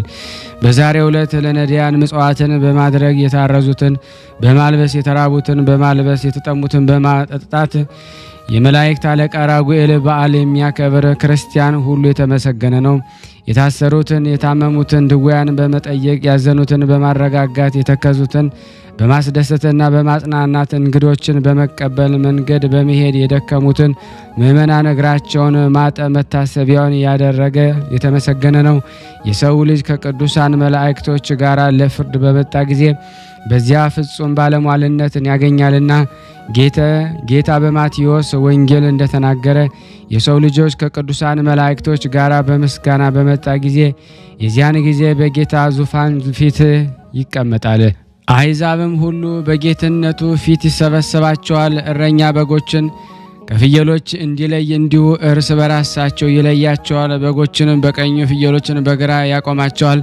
ከዚያም ንጉሡ በቀኝ ያሉትን እናንተ የአባቴ ብሩካን ዓለም ከመፈጠሩ በፊት የተዘጋጀላችሁን መንግሥት ተወርሱ ዘንድ ኑ ወደ እኔ ይላቸዋል። ተርቤ አብልታችሁኛልና፣ ተጠምቼ አጠጥታችሁኛልና፣ በእንግድነት የተቀበላችሁ አሳደራችሁኛልና፣ ብታረዝ አልብሳችሁኛልና፣ ታምሜ ጠይቃችሁኛልና፣ ታስሬ ወደ እኔ መጥታችሁ ጎብኝታችሁኛልና፣ ኑ መንግሥቴን ውረሱ አላቸው። በዚያን ጊዜ ጻድቃን እንዲህ ሲሉ ይመልሱለታል። አባቴ ተረበ አይተንህ መቼ አበላንህ? ወይስ ተጠምተህ አጠጥተን መቼ እንግዳ ሆነ ተቀበልንህ? ወይስ ታርዘ አለበስንህ? መቼ ታመ ጠየቅንህ? ወይስ ታስረ ጎበኝህን? ብለው ይጠይቁታል። ንጉሡም መልሶ እውነት እላችኋለሁ ከእነዚህ ከታናናሹ ወንድሞቼ ለአንዱ ያደረጋችሁት ለእኔ እንዳደረጋችሁት ይቆጠራል ሲል ይመልስላቸዋል።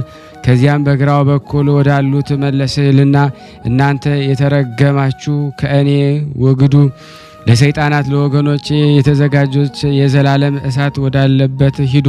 ተርቤ አላበላችሁኝም፣ ተጠምቼም አላጠጣችሁኝም፣ በእንግድነቴም አልተቀበላችሁኝም፣ ብታረዝ አላለበሳችሁኝም፣ ብታመም አልጠየቃችሁኝ፣ ብታሰር አልጎበኛችሁም ይላቸዋል። በዚያን ጊዜ እነርሱም ደግሞ አቤቱ መቼ ተርበህ አይተንህ አላበላንህም? ወይስ ተጠምተህ አላጠጣንህ? መቼ በእንግድነት መጥተህ ተቀበልንህ? ወይም ተራቁተህ ያላለበስንህ? ወይንስ ታመህ ያልጠየቅንህስ? ታስረህ ያልጎበኘንህን ያላገለገልንህ? ይሉታል። ንጉሡም እውነት እውነት እላችኋለሁ ከለዚህ ከታናነሹ ድሆች ወንድሞች ለአንዱ ስንኳ ያለማድረጋችሁ ለእኔ ያለማድረጋችሁ ነው ሲል ይመልስላችኋል። ከዚህ በኋላ እሊህን ኃጥአን ወደ ዘላለም ስቃይ ሲሄዱ፣ ጻድቃን ደግሞ ወደ ዘላለም ሕይወት ይሄዳሉ። ወንድሞቼ ሆይ እንግዲህ በወንጌል የተነገረውን ሰምታችኋል። ስለዚህ ለድሆችና ለችግረኞች በመራራት የቅዱስ ራጉኤልን ትጉሃኔ የአእላፍ መላእክት መታሰቢያውን በዓላቸውን ማክበር ይገባናል። ይህ ታላቅ የሆነ የመላእክት አለቃ ቅዱስ ራጉኤል ሌሎችም ቅዱሳን መላእክት ሁሉ ለኃጥአን ፍርዳቸውን ለጻድቃን ዋጋቸውን ለመክፈል መድህን ጌታ በሚመጣበት ጊዜ በፍርድ ቀን ምሕረትን እናገኝ ዘንድ ለሰው ልጆች ይቅርታን ይለምናልና። ይልቁንም እኛ በምድር ላይ ሳለን የሕይወትን በሕይወታቸው ይመስል ዘንድ አጥብቀው ይጠራሉ።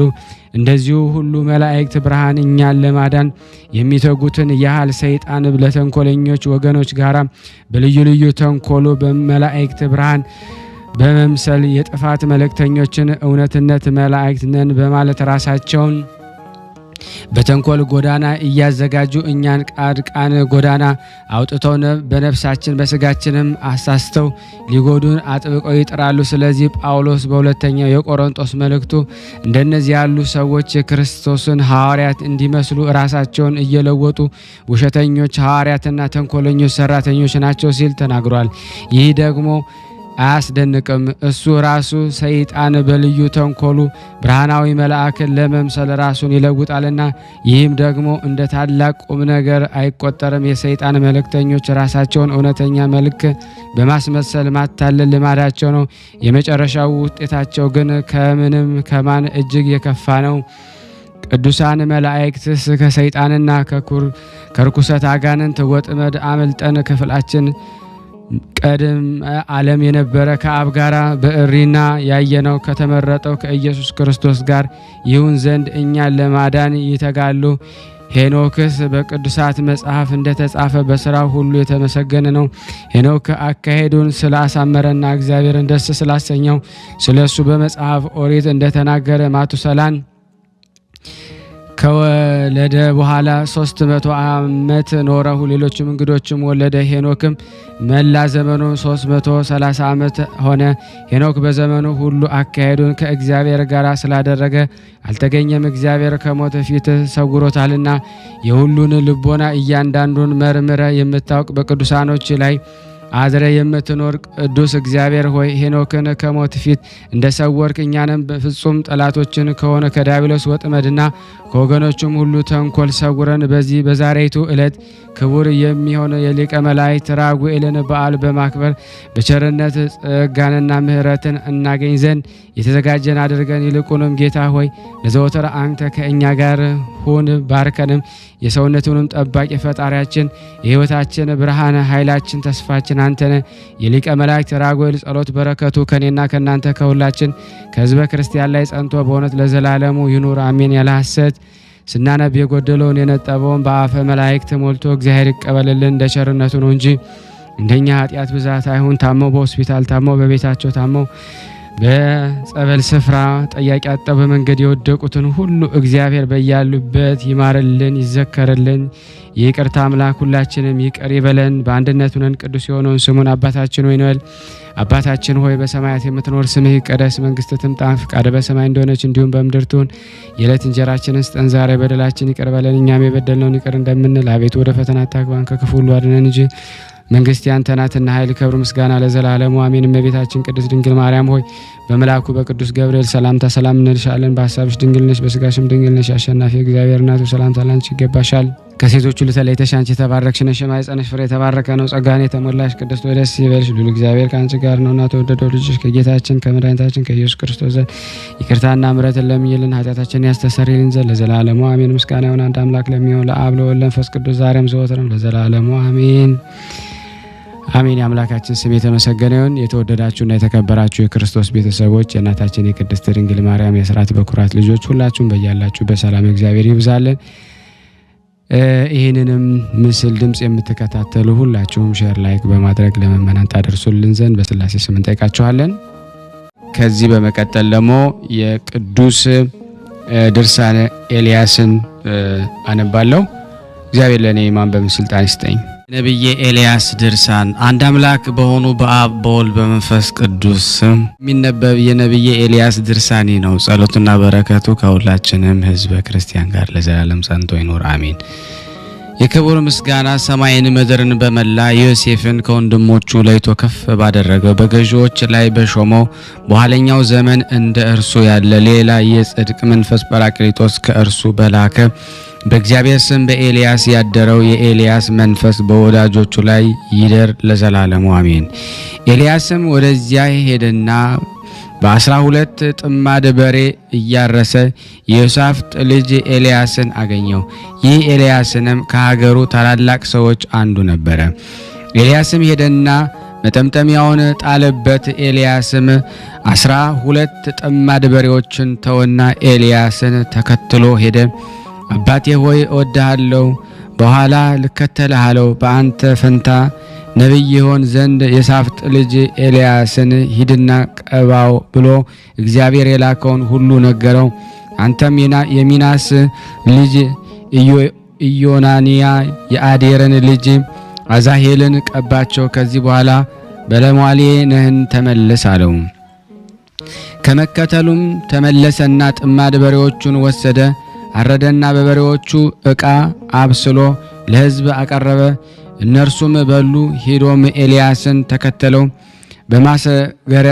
በማስገበሪያው ቦታ ተቀምጦ ሳለ መድኃኒታችን ና ተከተለኝ ባለው ጊዜ ተነስቶ ምሳ አዘጋጅቶ ከዚያም በኋላ ሁሉንም ትቶ እንደተከተለው እንደ ቀራጩ ባለጸጋ እንደ ማቴዎስ ኤልያስም እንዲሁ አደረገ።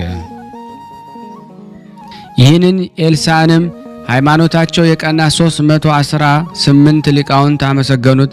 በኒቅያ በተወሰነው በ10ኛው አንቀጽም ለመነኮሳት አርያ አደረጉት። የገዳሙ አለቃ ረዳትና አገልጋይም በሰውነቱ በነቢዩ ኤልሳዕ ግብር አምሳል በፊቱ የሚቆም ሊሆን ይገባል።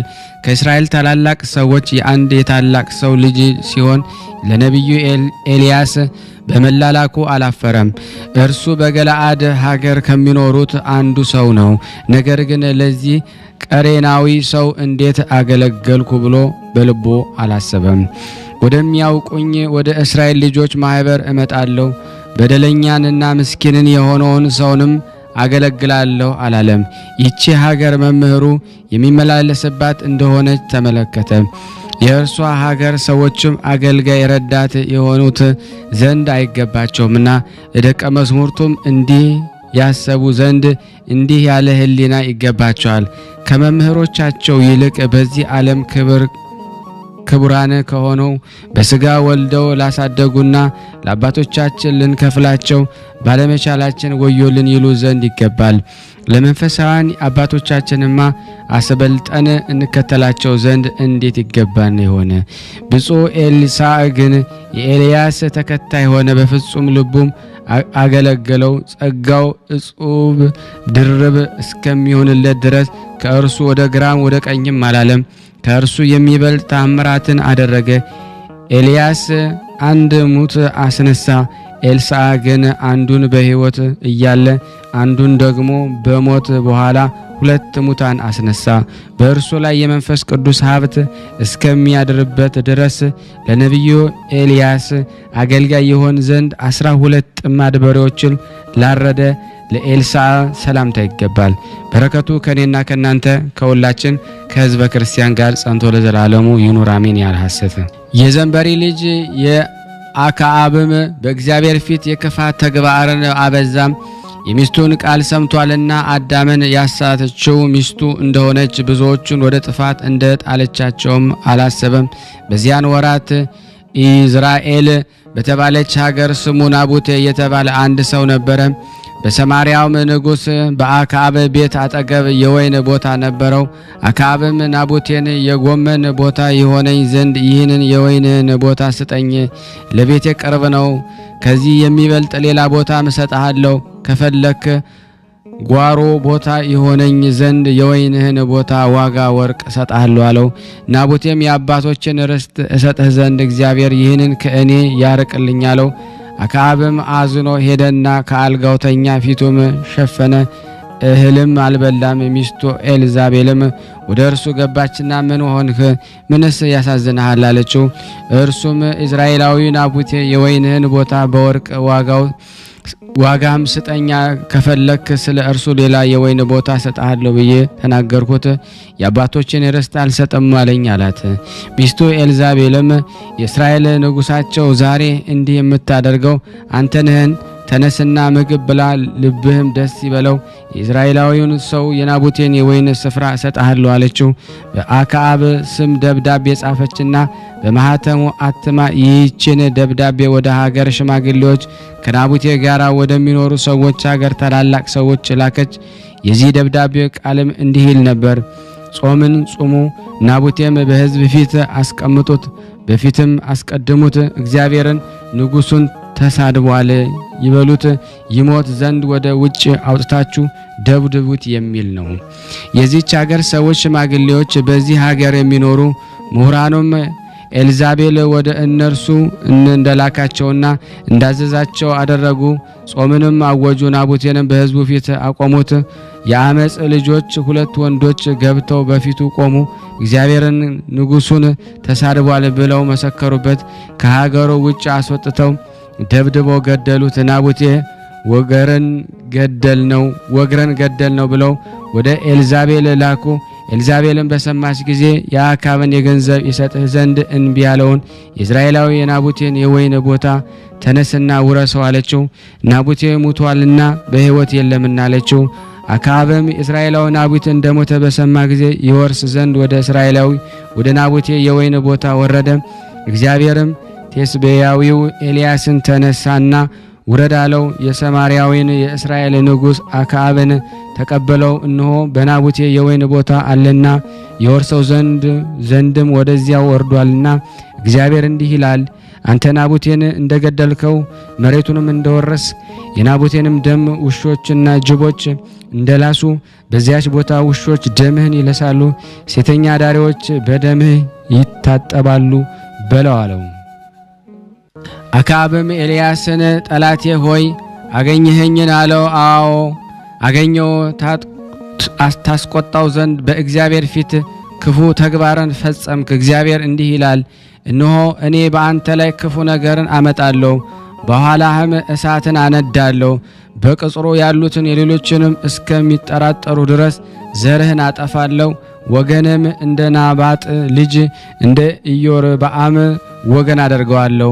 ስለ ኃጢአትህ እስራኤልን ስላሳትካቸው እንደ አኪያ ልጅ እንደ ባኦስም አደርግሃለሁ ብሏል አለው።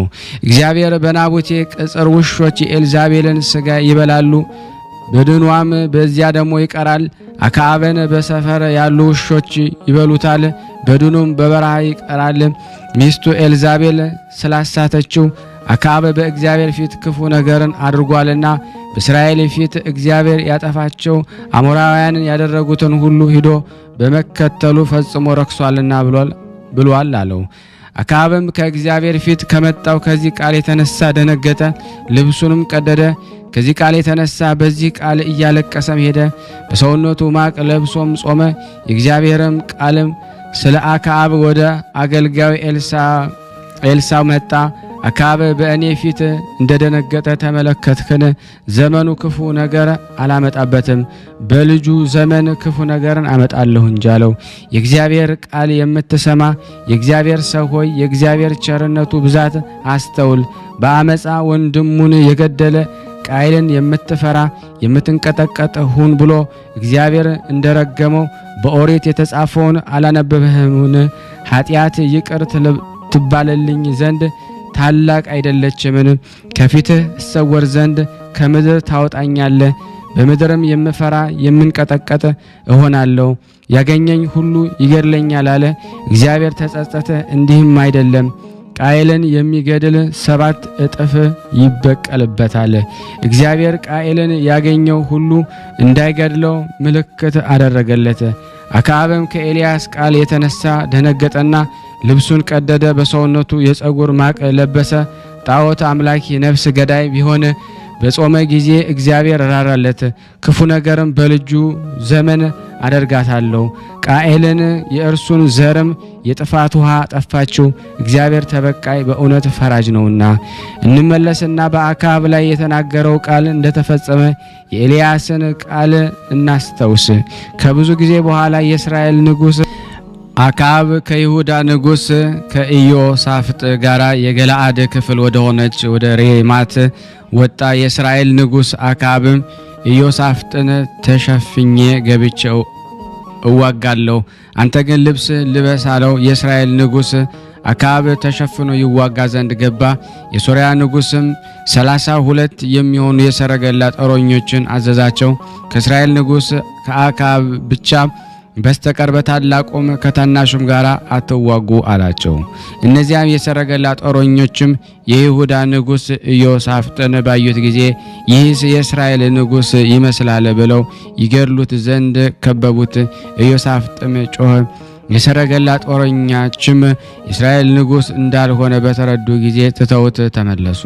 ከእነርሱ አንዱም በኃይሉ ቀስቱን ወረወረና የእስራኤል ንጉሥ አክዓብን በደረቱ መካከል ወጋው።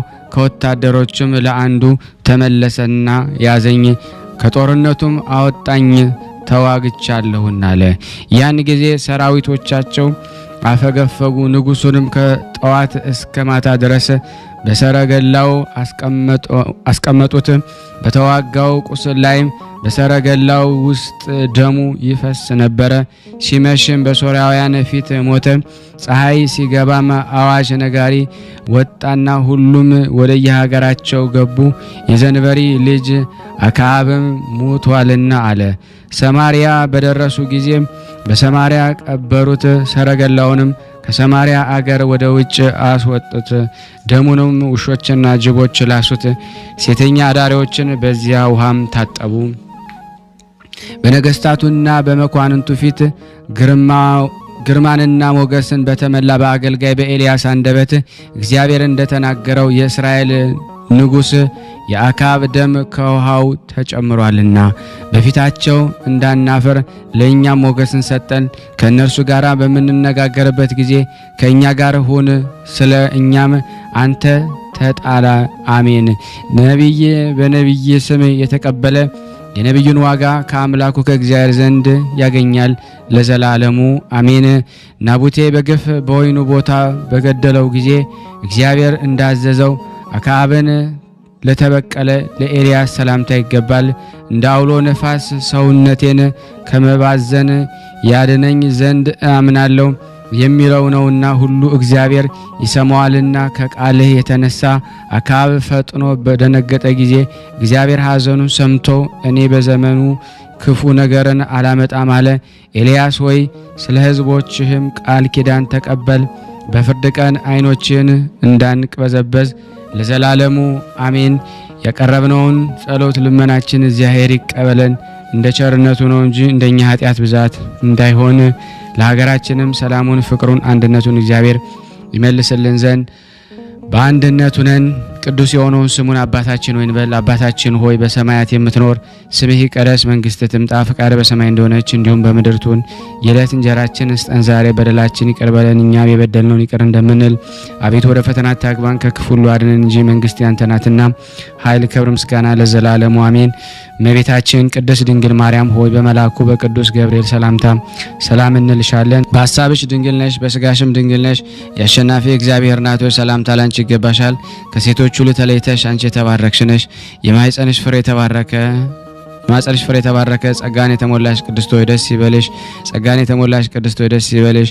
ጸጋን የተሞላሽ ቅድስት ሆይ ደስ ይበልሽ። ልዑል እግዚአብሔር ካንቺ ጋር ነውና ከተወደደው ልጅሽ ከጌታችን ከመድኃኒታችን ከኢየሱስ ክርስቶስ ዘንድ ይቅርታንና ምሕረትን ለምኝልን ኃጢአታችንን ያስተሰርይልን ዘንድ ለዘላለሙ አሜን። ምስጋና ይሁን አንድ አምላክ ለሚሆን ለአብ ለወልድ ለመንፈስ ቅዱስ ዛሬም ዘወትርም ለዘላለሙ አሜን። ውድና የተወደዳችሁ የክርስቶስ ቤተሰቦች የቅዱሳን ዝክር ተከታታዮች ሁላችሁም በነቢየ ቅዱስ ኤልያስ ስም ይህንን ምስል ሼር፣ ላይክ በማድረግ ለምእመናን እንድታደርሱልን እለምናችኋለሁ። ከዚህ በመቀጠል ደግሞ ስንክሳር ዘወርሃ ሐምሌ 1 ቀን የሚነበበውን በሥላሴ ስም አነባለሁ።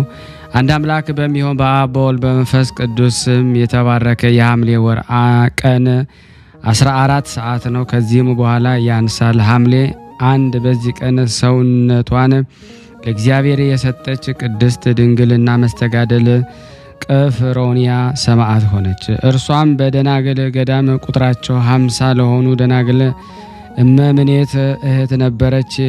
የእመምኔትዋም ስሟ ኦሪያና ነው። ይህችም ቅድስት በፈርሃ እግዚአብሔር ያሳደገቻት በትሩፋት ስራ ተጋዳሊት እስከሆነች ድረስ አምላካውያን የሆኑ መጽሐፍትን አስተማረቻት። ከዚህ በኋላ በፍጹም ገድልን ጀመረች። በየ2 ቀን ትጾም ነበረ፣ ብዙ ጸሎታትንም ትጸልይ ነበረ። ያችም አመምኔት ስራዋ ያማረ በሃይማኖቷም የጸናች ነበረች። በበጎ ስራ ሁሉ እንዲጸኑ ወገኖቿን ታስተምራቸው ነበረ። ከዚህ በኋላ ሰዎች ሁሉ ጣዖታትን እንዲያመልኩ ከሃዲ ዲዮቅልጥያኖስ በአዘዘ ጊዜ ብዙዎች ክርስቲያኖችን ይዘው አሰቃያቸው። ሰማዕታትንም ሆኑ። እሊያም ደናግልም ይህንን በሰሙ ጊዜ ሁሉም ከገዳም ወጥተው ሸሽተው ተሰወሩ። አመምኔቷ ግን ከዚች ቅድስት ቅፍሮንያ ጋራ ብቻዋን ቀረች። በማግስቱም የንጉሥ መልእክተኛ ወደዚያች ገዳም በመጡ ጊዜ አመምኔቷን አግኝተው ያዟት። ሌሎችንም ደናግል ፈለጓቸው፣ ግን አላገኟቸውም። ቅድስት ቅፍሮንያም በእርሷ ፈንታ እኔን ውሰዷት፣ ይችን አሮጊት ተዋት አለቻቸው። እነርሱም ያዟት፣ በብረት ሰንሰለት አስረዋት መኮንን ወዳለበት ከተማ ወሰዷት። አመምኔቷም እያለቀሰች ተከተለቻቸው። ወደ መኮንን ባደረሷት ጊዜ ለአማልክት ሰው ያሏት፣ ብዙ ቃል ኪዳንን ገባላት። እርሷ ግን ቃል ኪዳኗን አቃለለች፣ ትእዛዙንም አልተቀበለችም። እንዲደበድቧት ማዘዘና በበትሮች ደበደቧት። ዳግመኛም ልብሷን ገፈው ስጋዋን ግልጥ እንዲያደርጉ አዘዘ። አመምኔቷም ኦሪያናም አንተ ከሃዲ ይችን ታናሽ ብላቴና እንዳጎሳቆልካት እግዚአብሔር ያጎሳቁልህ ዘንድ አለው ብላ ጮኸች። መኮንኑም እጅግ ተቆጥቶ ይችን ቅድስት ቅፍሮንያን አስረው በመንኮራኩር ውስጥ እንዲያሰቃዩት በብረት መጋዝም እንዲያሰነጥቋት አዘዘ። ሁሉንም አደረጉ። ይህን ሁሉ ፈጸሙባት። እርሷ እርዳታን ሽታ ወደ እግዚአብሔር ጮኸች። ወዲያውኑ ከሕመሟ ሁሉ ድና ምንም ጉዳት እንዳልደረሰባት ሆነች። ከዚህ በኋላ ደግሞ ምላሷን ሕዋሳቷን ሁሉ ቆረጡ፣ ጥርሶቿንም ሰበሩ። ክብር ይግባውና መድኃኒታችን ኢየሱስ ክርስቶስ ያለ ሕመም አስነሳት። መኮንኑም እሷን ማሰቃየት በሰለቸው ጊዜ ራሷን በሰይፍ እንዲቆርጡ አዘዘና ቆረጧት። በመንግስተ ሰማያት የሰማዕትነትን አክሊል ተቀናጀች። አንድ ባለጸጋ ምእመን ሰው መጥቶ የቅድስት ቅፍሮንያን ስጋ ወሰደ። በአማሩ የሐር ልብሶችን ገንዞ በወርቅ ሳጥን አኖራት። በስጋዋም ብዙ ድንቅ ተአምር ተገለጠ። ለእግዚአብሔር ምስጋና ይሁን፣ እኛንም በዚህ ቅድስት ጸሎት ይማረን። በረከቷ ከኔ ከእናንተ ከሁላችን ሕዝበ ክርስቲያን ጋር ጸንቶ ለዘላለም ይኑር አሜን። ዳግመኛ በዚች ቀን የሮሜ ሊቀ ጳጳሳት የክልዮስና በርተሎሜዎስ የጻድቁ መነኮስ የገብረ መድኅን የረፍታቸው መታሰቢያ ነው። በረከታቸው ከኔና ከእናንተ ከሁላችን ሕዝበ ክርስቲያን ላይ ጸንቶ ለዘላለሙ ይኑር አሜን። በዚች ቀን ቅዱሱና መስተጋደልን ብዮክን ብንያሚን አረፈ። እሊህም ቅዱሳን በግብፅ ደቡብ በቴዎዶ አውራጃ ቱና በሚባል አገር የምትገኝ ቤተ ክርስቲያን ቀሳውስት ነበሩ። እነሱም ወንድማማቾች ነበሩ። አባታቸው የቤተ ክርስቲያን ሹም የሆነ ደግና የዋህ ሰው ነበረ። እሊህም ሁለቱ ልጆቹ በእግዚአብሔር ጸጋና በቅድስና ፍጹማን ነበሩ። እግዚአብሔር በእጆቻቸው ተአምራትን ያደርግ ነበረ። በሽተኞችን ሁሉ ይፈውስ ነበረ። እነሱ ከቤተ ክርስቲያን የጎድጓድ ውሃ ቀድተው በሽተኞችን ያጥቧቸዋል፣ ወዲያውኑ ከበሽታቸው ይድኑ ነበረ።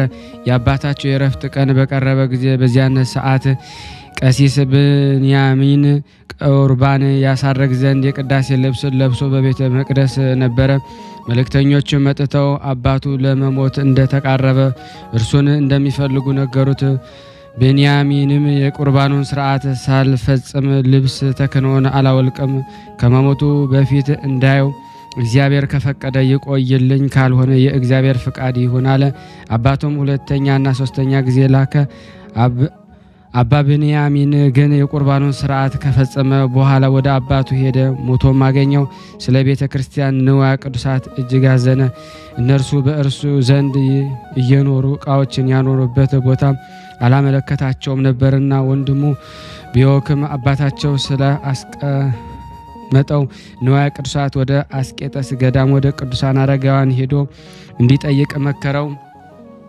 አባ ብንያሚንም በሄደ ጊዜ የአስቄጠስ ገዳም አበምኔት አባ ዳንኤልን አገኘው። አባ ዳንኤልም ስለ እሱ የመጣበትን ስራ ሁሉ ነገረው። ነገር ግን ወደ አንድ ጻድቅ ሰው እንዲሄድ አዘዘው። እሱም ንዋየ ቅዱሳቱ ያለበትን እንደሚያስረዳው ነገረው። በሄደ ጊዜ እንደ አመለከተው ያንን ጻድቅ ሰው አገኘው። እርሱም ገልጾ አስረዳው። በተመለሰ ጊዜ እንዳስረዳው አገኘ። ከዚህ በኋላ በመልካም ገድል ሁሉ ከወንድሙ ጋር ተጠምዶ ኖረ። ለሕሙማን ነፍሳቸው ሳትወጣ ያቀበሏቸው ዘንድ ከቅዱስ ቁርባን ከፍለው በሳጥን የማኖር ሥርዓት ነበራቸው። ሰይጣን ከይሲን አነሳሳውና ሳጥኑን ቀዶ ከዚያ ከቅዱስ ቁርባኑ በላ። ቢዮክና ብንያምም ይህን ባወቁ ጊዜ እጅግ አዘኑ። ከይሲውንም ገደሉት። ከዚህ በኋላ የተቀደሰውን ቁርባን ስለበላ ከይሲውን ይበሉት ዘንድ ተማከሩ። ፍቃዱም ከሆነ እንዲያስረዳቸው እግዚአብሔር ለመኑት። የእግዚአብሔር መልአክም ተገልጾላቸው ያን ከይሲ ይበሉት ዘንድ አዘዛቸው። እነርሱም በሉት። ከበሉትም በኋላ አረፈ። እግዚአብሔር ስራቸውንና ገድላቸውን ለአንዲት ድንግል ሴት ገለጸ። እርሷም የእሊህን ቅዱሳን ገድል ለሕዝብ ተናገረች። እነርሱም የአማረች የቤተ ክርስቲያንን ሰርተው ስጋቸውን በውስጡ አኖሩ። ከስጋቸው ብዙ ድንቆችና ተአምራት ተገለጡ። ለእግዚአብሔር ምስጋና ይሁን፣ እኛንም በቅዱሳን ጸሎት ይማራን። በረከታቸው ከኔና ከእናንተ ከሁላችን ሕዝበ ክርስቲያን ላይ ጸንቶ ለዘላለሙ ይኑር አሜን። ያለ ሐሰት በዚች ቀን የሊቀ ጳጳሳቱ የአግናጢዮስ የሰማዕቱ መታሰቢያ ነው። በረከቱ ከኔ ከእናንተ ከሁላችን ሕዝበ ክርስቲያን ላይ ጸንቶ ለዘላለሙ ይኑር አሜን። ዳግመኛ በዚህ ዕለት ሐዋርያው ቅዱስ ቶማስ በምሽታ ቤት ባረዷት ሴት ላይ ተአምርን አደረገ። ስራ የሚሰራ አንድ ጎልማሳ ነበረ። ከሐዋርያው ቶማስ እጅ የተባረከ እንጀራ ከሕዝብ ጋር ተቀበለ። ወደ አፉም ሊጨምረው በወደደ ጊዜ እጆቹ ደረቁ። ያዩት ሰዎች ግን በዚህ ሰው ላይ የሆነውን ለሐዋርያው ነገሩት። ሐዋርያው ቶማስ ጠራው። ልጄ ሆይ አትፍራ፣ ንገረኝ፣ የእግዚአብሔር ቸርነት በግልጽ ዘልፎሃልና አለው። ያም ሰው ከሐዋርያው እግር በታች ሰገደ። መልካም ስራ የሰራው መስሎኝ ክፉ ስራን ሰርቻለሁ። አንዲት የጠጅ አበዛ ሴት ነበረች። አስቀድሞ ወደ እርሷ እኔ እገባ ነበረ፣ አንተም በንጽሕና እንድኖር አስተማርከን። ያችም ሴት ከእርሷ ጋር እተኛ ዘንድ ነዘነዘችን። ስለዚህም ሰይፍ አንስቼ አረድኳት። ሐዋርያው እንዴት እንዲህ ያለ ቁጣና የአውሬ ስራን ሰራሃለው? ከዚህ በኋላ ውሃ ያመጡ ዘንድ ሐዋርያው አዘዘና በውሃ ላይ ጸለየ። ጎልማሳውን በእግዚአብሔር ታምነ እጆችን ታጠባለው። ሲታጠብም ዳነ። ከዚህ በኋላ የዚያች ሴት በድን ወደ አለበት ያ ናበል ምራኝ አለው። ያም ጎልማሳ መርቶ ወደ ቦታው አደረሰው። በደረሰ ጊዜ አይቷት እጅግ ያዘነ። ወደ ውጭም አውጥቶ በአልጋ ላይ አኖራት ዘንድ እንዳዘዛቸውም አደረጉ። እጁንም በላይዋ ጭኖ ጸለየ። ጸሎቱንም በፈጸመ ጊዜ ጎልማሳው ሂድ፣ እጇን ይዘህ እኔ ቀድሞ በእጅ ገደልኩሽ፣ አሁን ግን በሃይማኖት በእኔ እጅ ክርስቶስ ያስነሳሽ በላት አለው። እርሱም እንዳዘዘው አደረገ። እጇንም ሳባት፣ ፈጥናም ተነሳች። ሐዋርያውንም አየችው። አልጋዋንም ትታ ከሐዋርያው ቶማስ እግር በታች ሰገደች። የልብሱንም ጫፍ ይዛ በአንተ ዘንድ አደራ ያሰጥ በቀኝ ባልንጀራ ወዴት አላለችው? ሐዋርያው ወዴት ደርሰሽ ነበረ? ንገርኝ አላት። እርሷም አንተ ከእኔ ጋር እያለህ እንዴት ንገርኝ ትለኛለህ አለችው። ያየሽውን ንገሪ አላት። ከሥጋዬ በተለየው ጊዜ አንድ ልብሱ የቆሸሸ ሽታውም የሚከረፋ ጠቋራ ተቀበለኝ። የእሳት ጉድጓድ የእሳት መንኮራኩር ወደ አለበት ቦታ ወሰደኝ። ደግሞም እድፍንና ትልን የተመላ ጉድጓድን አየው። ነፍሳትን በውስጡ እየወጡ ይንከባለላሉ። በዚያም በምላሳቸው የተነጣጠሉ አሉ፣ በጠጉራቸውም የተንጠለጠሉ አሉ፣ በእጆቻቸውም በእግሮቻቸው የተንጠለጠሉ አሉ። በላያቸውም ድኝ ይጤስባቸዋል፣ ያስጨንቋቸዋል። ያ የሚመራኝም እኒህ ነገር ሰሪዎች፣ ሐሰተኞች፣ አመንዝራዎችና ቀማኞች፣ ሌቦችና ነፍሰ ገዳዮች፣ ድሆችንና በሽተኞችን የማይጎበኙ የእግዚአብሔርን ሕግ የማያስተውሉ ናቸው። ስለዚህ እንደ ስራቸው ይቀጣሉ አለኝ አለች። ሐዋርያው ቶማስ ከዚህ የነበሩትን ይህች ሴት የምትለውን ሰማችሁን ያለውን ስቃይ ይህ ብቻ አይደለም፣ ነገር ግን ከዚህ የሚከፋ አለ። እናንተም የኃጢአትን ስራን ክፉ ሐሳብን ትታችሁ ወደ እግዚአብሔር ተመለሱ። ትሕትናን፣ የዋህነትን፣ ፍቅርን፣ ንጽሕናን ጠብቁ፣ ከእግዚአብሔር ዘንድ ጸጋን ትቀበላላችሁ አላቸው። ክብር ይግባውና በጌታችን በኢየሱስ ክርስቶስ ሁሉም ሕዝብ አመኑ። ለድሆችም ምጽዋትን ሊሰጡ ብዙ ገንዘብ ሰበሰቡ መጡ። ለድሆችም ምጽዋትን መስጠት ለሐዋርያም ልማዱ ነበረ። ወሬውን በየሀገሩ ሁሉ ደርሶ በሽተኞችን ሁሉ አጋንንትን ይዟቸው አምጥተው በጎዳና ዳር አኖሯቸው። ሁሉም በእግዚአብሔር ኃይል አዳናቸው። ለእግዚአብሔር ምስጋና ይሁን። እኛንም በሐዋርያው በቅዱስ ቶማስ ጸሎት ይማረን። በረከቱ ከኔና ከናንተ ከሁላችን ሕዝበ ክርስቲያን ላይ ጸንቶ ለዘላለሙ ይኑር አሜን። ያለ ሐሰት እንደ ቸርነቱ ነው እንጂ እንደኛ ኃጢአት ብዛት እንዳይሆን የእሱ በጎ ፍቃድ ይሁንልን። ለታመሙት ፈውስ፣ ለታሰሩት መፈታትን እግዚአብሔር ይልክልን ዘንድ ሁላችንም በያለንበት ይጠብቀን ዘንድ በአንድነት ሆነን አባታችን ሆይ እንበል። አባታችን ሆይ በሰማያት የምትኖር ስምህ ይቀደስ፣ መንግስትህ ትምጣ፣ ፈቃድህ በሰማይ እንደሆነች እንዲሁም በምድር ትሁን። የዕለት እንጀራችንን ስጠን ዛሬ፣ በደላችን ይቅር በለን እኛም የበደልነውን ይቅር እንደምንል፣ አቤቱ ወደ ፈተና አታግባን ከክፉ ሁሉ አድነን እንጂ መንግስት ያንተ ናትና ኃይል፣ ክብር፣ ምስጋና ለዘላለሙ አሜን። እመቤታችን ቅድስት ድንግል ማርያም ሆይ በመልአኩ ቅዱስ ገብርኤል ሰላምታ ሰላም እንልሻለን። በሐሳብሽ ድንግል ነሽ፣ በሥጋሽም ድንግል ነሽ። አሸናፊ እግዚአብሔር እናት ሆይ ሰላምታ ላንቺ ይገባሻል። ከሴቶች ሁሉ ተለይተሽ አንቺ የተባረክሽ ነሽ፣ የማኅፀንሽ ፍሬ የተባረከ ነው። ጸጋን የተሞላሽ ቅድስት ሆይ ደስ ይበልሽ፣ ልዑል እግዚአብሔር ከአንቺ ጋር ነውና ተወደደው ልጅሽ ከጌታችን ከመድኃኒታችን ከኢየሱስ ክርስቶስ ዘንድ ይቅርታና ምሕረትን ለምኝልን ኃጢአታችንን ያስተሰርይልን ዘንድ ለዘላለሙ አሜን። ምስጋና ይሁን አንድ አምላክ ለሚሆን ለአብ ለወልድ ለመንፈስ ቅዱስ ዛሬም ዘወትርም ለዘላለሙ አሜን አሜን። የአምላካችን ስም የተመሰገነ ይሁን። ስናነብ የጎደለውን የነጠበውን በአፈ መላእክት ሞልቶ ይቀበለን። አነሳስቶ ያስጀመረን አስጀምሮ ላስፈጸመን ለልዑል እግዚአብሔር ክብር ምስጋና ይድረሰው። የተወደዳችሁና የተከበራችሁ የቅዱሳን ዝክር ተከታታዮች ሁላችሁም በቅዱሳኑ ስም ይህንን ምስል ድምፅ በእውነት ጸበል ጸዲቅ ስለሆነ በልደታ ስም በመልአኩ ራጉኤል በቅዱስ ኤልያስ በስንክሳሩ ላይ በዘከርናቸው ቅዱሳን ስም አስይዣችኋለሁ። ለሁሉም ሰው ሼር ታደርጉ ዘንድ እጠይቃችኋለሁ። እንደዚሁም ደግሞ እግዚአብሔር ያደረገላችሁን ነገር ትመሰክሩ ዘንድ እዚህ ስልክ ቁጥሬን አስቀምጥላችኋለሁ። የነገ ሰው ይበለን። ይማረን ነው የሳለነ ቸርነቱን በጎነቱ ያርቅብን። እመቤታችን በረድኤታ አትለይ። ስሉስ ቅዱስ አገሩን ከጥፋት ሰውን ከመቅሰፍት ይሰውሩልና። ይህን ቤተ ክርስቲያን ደግሞ በውጭም በዳርም ሆነው የሚያሰሩትን እግዚአብሔር ጤናቸውን እስከ ትውልዳቸው ይባርክልን ይቀድስልን። ፈጣሪ ከመሰናክል ይሰውርልና። ለፍጻሜ እኛም ደስተውን እያየን ለፍጻሜ ያብቃልና። እግዚአብሔር ወገኖቻችን በያሉበትም በሰላም ለቤታቸው ያብቃልን። ሐሰንበት ረድኤት በረከት ያሳስ ስሉስ ቅዱስ በረድኤታቸው አይለዩና። አቡነ ዘበሰማያት ይትቀደስ ስምከ ወይትጸድቅ ፈቃድከ በከመ በሰማይ ከማሁ በምድር ሲሳየነ ዘለለ ዕለትነ ሀበነ ኅቡር ለነ አበሳነ ወጌጋየነ ከመ ንርዛዕ በጸሎተ እምነዚያ አስተመንስት አላርን ነው ባላነ እንኩሎ ኩይስመ ዚአገድ መንግስት አይለሰው ያላለም ዓለም በሰላም ቅዱስ ገብረ መልአክ ወዘዴ ማርያም ሰላም ለኪ ድንግል በድናቂ ድንግል ስጋይ መግዚአብሔር ጾ ሰላም ላይ ብሩታ እንዲ ማለት ወሩ በቀርጽ እየተበሰሰት ኦም ለተጸጋ ዘርሳሌ ጸልይ ምረታ ፍቅሮ ለኢየሱስ ክርስቶስ ከመስራኤል ለናታይና ተመጽነብ እግዚእነ ኢየሱስ ክርስቶስ ወደ እስራኤል ለቅማት ያተዘገበርክሙ እስከዚህ አበው የካህናት ዋው የዲያቆናት አግብርቶ የመበጽም ኩንፍቷን ወንጿን የረሰነ ድሏን ለመንግስተ ሰማያት ለዛለፈ ስሬት ወለዘ መጽቆት እግዚኦ ማረነ ክርስቶስ 12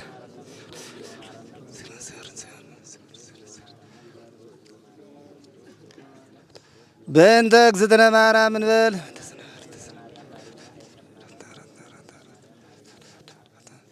በስህተት በግርፈት በእውቀት ባለ እውቀት የማይሰራ ኃጢአት እግዚአብሔር ይፍታ። ዛሬ ግድፍት ቀን ነው፣ ግን ያው በሽሮ ነው ያገው ነው። ሁሌም ሲጾሙ ከርመው በዚህ ነው እየተመገቡ ነው። በዚህ ውስጥ ነው የሚስተናገደው። የሚያስፈልገውን በሙሉ የሚያገኘው ከቤተ እግዚአብሔር ነው እና በረከት መቅመስ ይችላል። ለዛ ነው የእግዚአብሔር ቤት የተባለው። ሁሉም ጌታ አግኝቶበት የሚሄድበት ቤት ነው። ቤተ እግዚአብሔር ይባላል። በረከት ቅመሱ እረፍ በሉ ነው። እጅግ አድርጌ ማሳሰብ መወደው ይሄን ነው። ስለ ቅዱስ ገብርኤል ብላችሁ እንደምትልኩ በጣም ተስፋ አደርጋለሁ። በኢትዮጵያ ንግድ ባንክ ቀጥታ መላክ ለምትፈልጉ እዚህ ጋር ባለው ቁጥር ላኩ። እንደዚሁም ደግሞ አሜሪካና ወደ ካናዳ አካባቢ ያላችሁ በዜል ቁጥር መላክ ለምትፈልጉ እንደዚሁም የዜል ቁጥራችን እዚህ ጋር አስቀምጠናል። ካሻፕም ለምትፈልጉ የካሻፕ ቁጥር እዚህ ጋር እንደምትፈልጉት አለ። እንደዚሁም በፔይፓል መላክ ለምትፈልጉ በሁሉም መልኩ አለላችሁ።